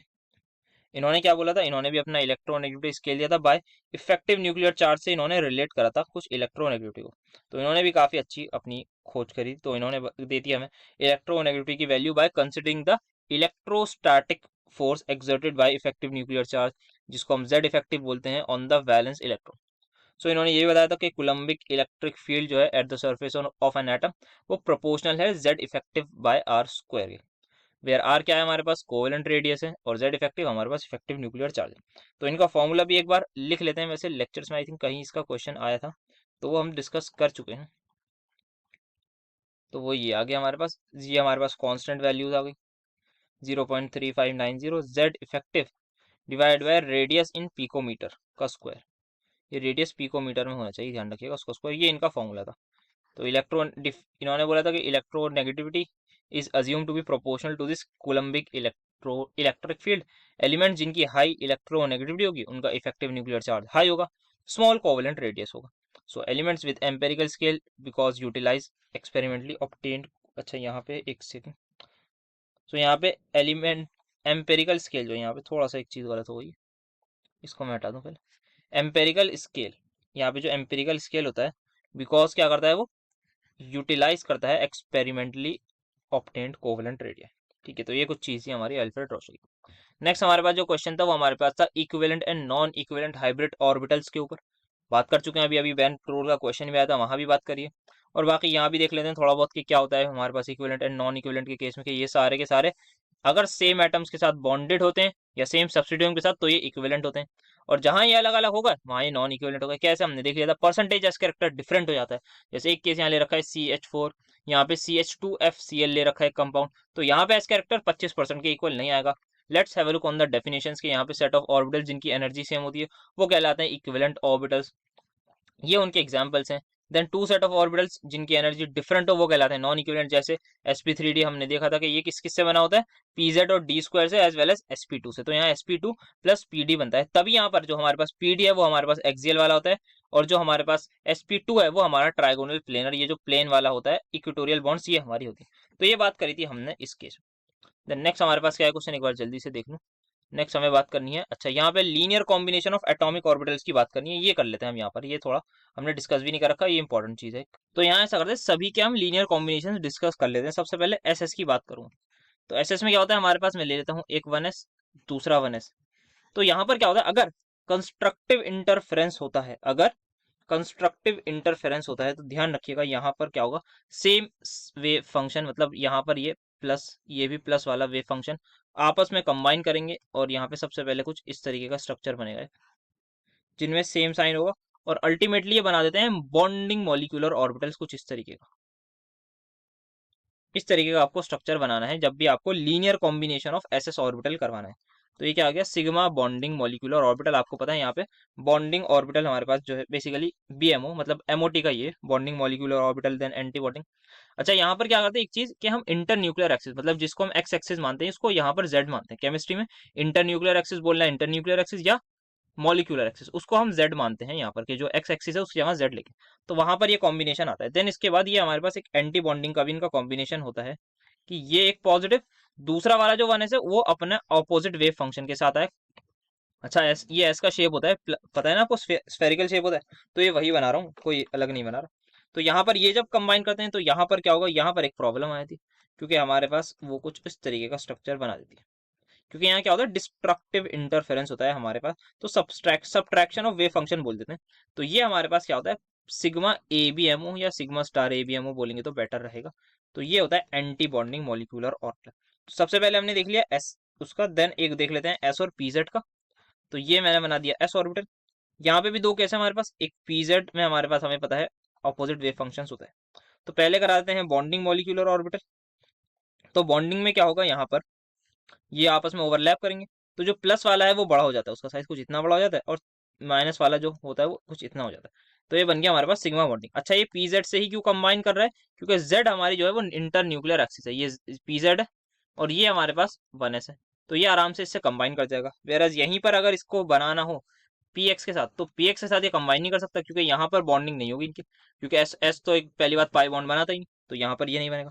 अब मैं इसको अगर एंटी बॉन्डिंग कराऊं, मतलब मुझे क्या करना होगा, ये पॉजिटिव है, इधर नेगेटिव लाना होगा और ये पॉजिटिव, तो ये जब कंबाइन करेंगे तो कुछ हमारे पास इस बहुत ही अलग स्ट्रक्चर बनता है। ये पीछे जो है जिधर पॉजिटिव है उधर ये कुछ बड़ा साइन बन जाएगा, फिर यहाँ पे एक नोडल प्लेन हमारे पास एक्चुअल में आ जाता है, यहाँ पर एक नोडल प्लेन आ जाता है, फिर ये एक छोटा सा हमारे पास स्ट्रक्चर बनता है, देन ये एक बड़ा सा।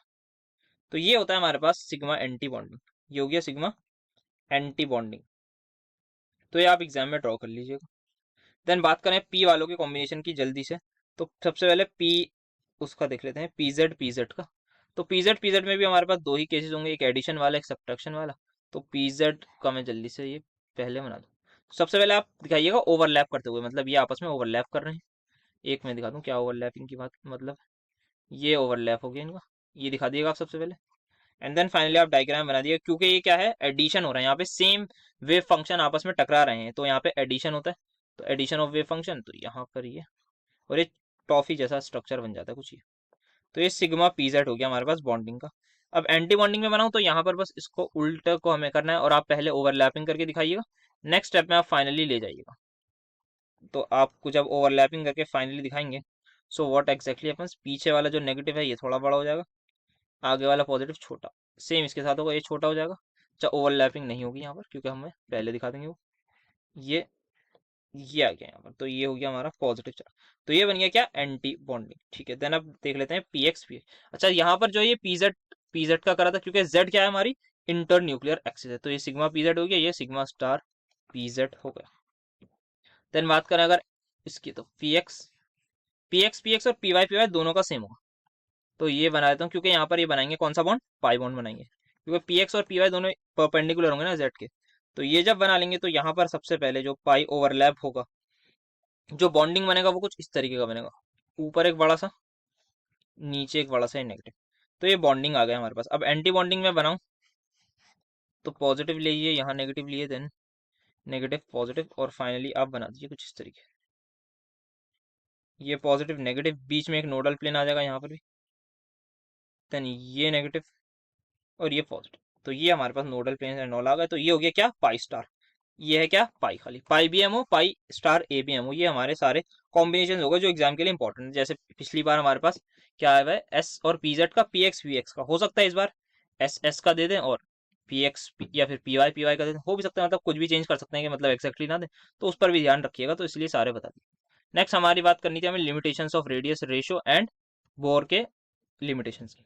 सबसे पहले मैंने बताया था कि जब भी रेडियस रेशियो का हमें बताना हो लिमिटेशन, तो लेक्चर में एक बार डिस्कस करी गई थी कि आप सिंपली बता, सबसे पहले जो भी हमने अजम्पशंस ली थी ना, उन्हीं को आप करिए कि हमने जो अजम्पशंस ली थी वही गलत ली, मतलब ऐसा पॉसिबल नहीं है।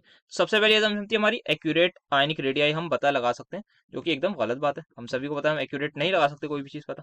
आयंस को हम स्फेरिकल मानते थे, पर ऐसा नहीं होता था क्यों, और ये मानते थे कि वो इन इलास्टिक है। हमने देखा है, ये तो हमने उसमें फजांस रूल में देखा है कि हमारे पास जो स्फेरिकल आयन था उसका शेप एकदम चपटा हो जाता था, ओवल हो जाता था, डिस्टॉर्ट हो जाता था। देन यहाँ पर क्या देखा था हमने, कुछ माना था कि स्टेबल अरेंजमेंट होगा if the positive and negative charge, हाँ कि ये आयंस जो है आपस में एक दूसरे को टच कर रहे होंगे। देन 100% आयनिक मानी थी, हमें पता है हर जगह कोवलेंट कैरेक्टर मौजूद है, फजान असूल पड़ा है। देन आयंस को हमेशा हाईएस्ट पॉसिबल कोऑर्डिनेशन नंबर मिलेगा। तो यही जो बातें लिखी है ना, आप इसी को घुमा फिरा के बता दी कि भाई ये हमने जो इससे ये गलती हुई, ऐसा नहीं होता, आयंस स्फेरिकल नहीं होते, फजान रूल में देख लीजिए इनलास्टिक नहीं होते। तो इसके लिए मैंने क्या करा था, यहाँ पे ये आपको एक चीज लिखी हुई थी, देन यहाँ पे मैंने जेडी ली के कटआउट्स लगा दिए थे आपके लिए, कि आप इन इन चीजों को कुछ हाईलाइट भी कर रखा था, कि आप इनको एक बार पढ़ लीजिए और देखिए कि जैसे यहाँ पर है कि आयन जो है वो हार्ड इलास्टिक इन इलास्टिक होते हैं, क्यों, क्योंकि भाई वो कभी कभी होल्स में भी आ जाते हैं जो कि बहुत ज्यादा छोटे होते हैं, तो इसका मतलब आयन कंप्रेस हुए, और अगर कंप्रेस हुए तो सॉलिड इनकम्प्रेसिबल होता है, तो ये तो गलत बात हो गई, तो लैटिस जो है वो डिस्टॉर्ट भी हो जाता है। तो यहाँ पर एक चीज आई थी कि रेडियस, दूसरा क्या था, रेडियस जो है वो हमारे पास कांस्टेंट नहीं होता, डिपेंड करता है इन्वायरमेंट पे, तो रेडियस जब चेंज होगा तो कोऑर्डिनेशन नंबर चेंज होगा, ये एक चीज हमने देखी थी। देन यहाँ पर क्या था हमारे पास, अजम्पशन के lower limit for radius ratios, ये पॉजिटिव एंड नेगेटिव चार्ज जो है वो, चार्ज आयन जो है वो शुड टच ईच अदर, ताकि आयंस क्या हो, क्लोज हो जाए ईच अदर। बट ऐसा नहीं होता कि हमारे पास it doesn't touch the neighbouring negative atoms. तो ये आप रीड कर लीजिएगा, ये आपके लिए लगा रखा था। देन यहाँ पे कुछ बात करती है स्फेरिकल वाले की, कि यहाँ पे इनर्ट पेयर इफेक्ट होता है। देन आप इसमें ये भी बोल सकते हैं कि हमारा फचांस रूल बहुत बड़ा रोल प्ले करता है, कि वहाँ तो भाई स्फेरिकल का पूरा डिस्टॉर्ट कर देता है हम स्ट्रक्चर। तो यही था हमारे पास। और नेक्स्ट क्या था कि मोस्ट अनलाइकली के अबॉर्डिंग 100% आने को, क्योंकि आप इसमें बता सकते हैं कि वही होता है, हर जगह कोवेलेंट कैरेक्टर मौजूद होता है। देन लास्ट, अच्छा ये भी था कि प्रोवाइड्स, अच्छा और रेडियस रेंज होते हैं वो कुछ ना कुछ रफ गाइड प्रोवाइड करते हैं, एक्यूरेट नहीं बता पाते वो। तो ये कुछ बातें थी हमारी, हमने डिस्कस करी। देन फाइनली बोर्स मॉडल के, हमारे बोर्स आपकी लिमिटेशंस क्या थी, कि ये अप्लाई नहीं हो सकता किस पे, मल्टी इलेक्ट्रॉन स्पीशीज पे। क्या नहीं बता पाता, fine structure of atom spectral lines जो होती हैं उसके बारे में नहीं बता पाता। Then does not provide a method to calculate relative intensities के बारे में नहीं बता पाता। इन्होंने थोड़ा सा जो है रॉन्ग वैल्यू एंगुलर मोमेंटम की प्रिडिक्ट कर दी थी। देन क्या करते हैं, वॉयलेट्स करते हैं हाइजेनबर्ग अनसर्टेनिटी प्रिंसिपल। ऑल्दो जो बोर्स का मॉडल है वो काफी डिकेड बाद आया था। हाइजेनबर्ग पहले देखे जा चुके थे, बट बोर का जो है वो पहले आया। क्या लिखा है, वॉयलेट ऑल्दो प्रीसीडेड का मतलब पहले ही होता है ना। पहले आया था, तो मतलब क्या हुआ इसमें, क्या प्रॉब्लम। ठीक है, ये पॉइंट नोट से उठाया, देख लिए एक बार, इसको देख लिएगा, समझ लिएगा। देन फाइनली लास्ट हमारे पास बोर्स की जो थ्योरी थी वो अनेबल टू अकाउंट थी किसके लिए, स्प्लिटिंग ऑफ स्पेक्ट्रल लाइन। जैसे ही हम किसी एटम के पास एक वो लाते थे, हमने एक एटॉमिक स्पेक्ट्रा देखा, उसमें किसी एटम के पास हम इलेक्ट्रिक फील्ड लाए हुए थे, तो वहां पर क्या होता है, in presence of electric field कुछ स्प्लिटिंग हो गई थी हमारे पास स्पेक्ट्रल लाइंस की। बोर ने सिर्फ और सिर्फ शेल के बारे में बताया था। वो स्प्लिटिंग किस वजह से आई, वो आई थी बेसिकली इलेक्ट्रिक फील्ड की प्रेजेंस से, जो होती है सबशेल्स की वजह से। बोर ने सबशेल के बारे में ही बताया। फिर जब मैग्नेटिक फील्ड के उसमें देखा, तो भाई वहां भी स्प्लिटिंग हो रही थी। उस इफेक्ट को हम जीमैन इफेक्ट बोलते हैं, और वो किस लिए था, ये ऑर्बिटल की वजह से था, कि भाई हमारे जो ऑर्बिटल्स होते हैं वो प्रेजेंट होते हैं। उनका मानना ये था कि भाई सिर्फ और सिर्फ शेल प्रेजेंट है, बट सब शेल भी होते हैं, ऑर्बिटल्स भी होते हैं, जैसा कि हमने क्वांटम थ्योरी से देखा। तो ये कुछ चीजें थी जो बोर की थ्योरी एक्सप्लेन नहीं कर पाई थी, एंड ये हमारा हो गया लास्ट क्वेश्चन भी। That's it for today and for the complete inorganic chemistry. इतना ही सफर था इनऑर्गेनिक केमिस्ट्री का फॉर योर सेमेस्टर 1। इतना पढ़ लीजिए, बहुत अच्छे लेवल पर आप पहुंच जाएंगे। बहुत चीज़ें आपने सीखी होंगी आई होप, और कुछ नई भी सीखी होंगी। तो मुझे बता दीजिए कि क्या आपने नहीं सीखा, और क्या सीखा वो भी ज़रूर बताइएगा। क्या इंप्रूवमेंट कर सकते हैं और लेक्चर्स में, वो भी बताइएगा। ऑर्गेनिक में वो ज़रूर करेंगे। तो ये देख लिया, और आपकी इनऑर्गेनिक की प्रिपरेशन पूरी हो जाएगी 6-7 घंटे में। और भी दोस्तों को भेजिए कि भाई 6-7-8 घंटे पढ़ो, बहुत ही अच्छी प्रिपरेशन आपकी हो जाएगी। इन सारी वीडियोस को देखने के बाद मैक्सिमम क्वेश्चंस इन्हीं वीडियोस में से आने चाहिए, मेरी कैलकुलेशन तो यही कहती है। बाकी नसीब पर भी बात होती है, और पेपर तो मैंने बनाया नहीं जो मैं बताऊं कि इसी में से यही क्वेश्चन आएगा। तो बाकी पेपर सेटर बता सकते हैं, जो कि पॉसिबल नहीं है उनसे पूछना। तो आपको इनऑर्गेनिक के एग्जाम में पता लग जाएगा कितने क्वेश्चंस आपको यहाँ से मिल रहे हैं, कितने नहीं मिल रहे। तो यही था आपके लिए। अब स्टार्ट करेंगे अपनी ऑर्गेनिक को, कंटिन्यू करेंगे, और टेलीग्राम चैनल दोस्तों के साथ जरूर शेयर करते रहिएगा। Thank you so much for attending my lecture.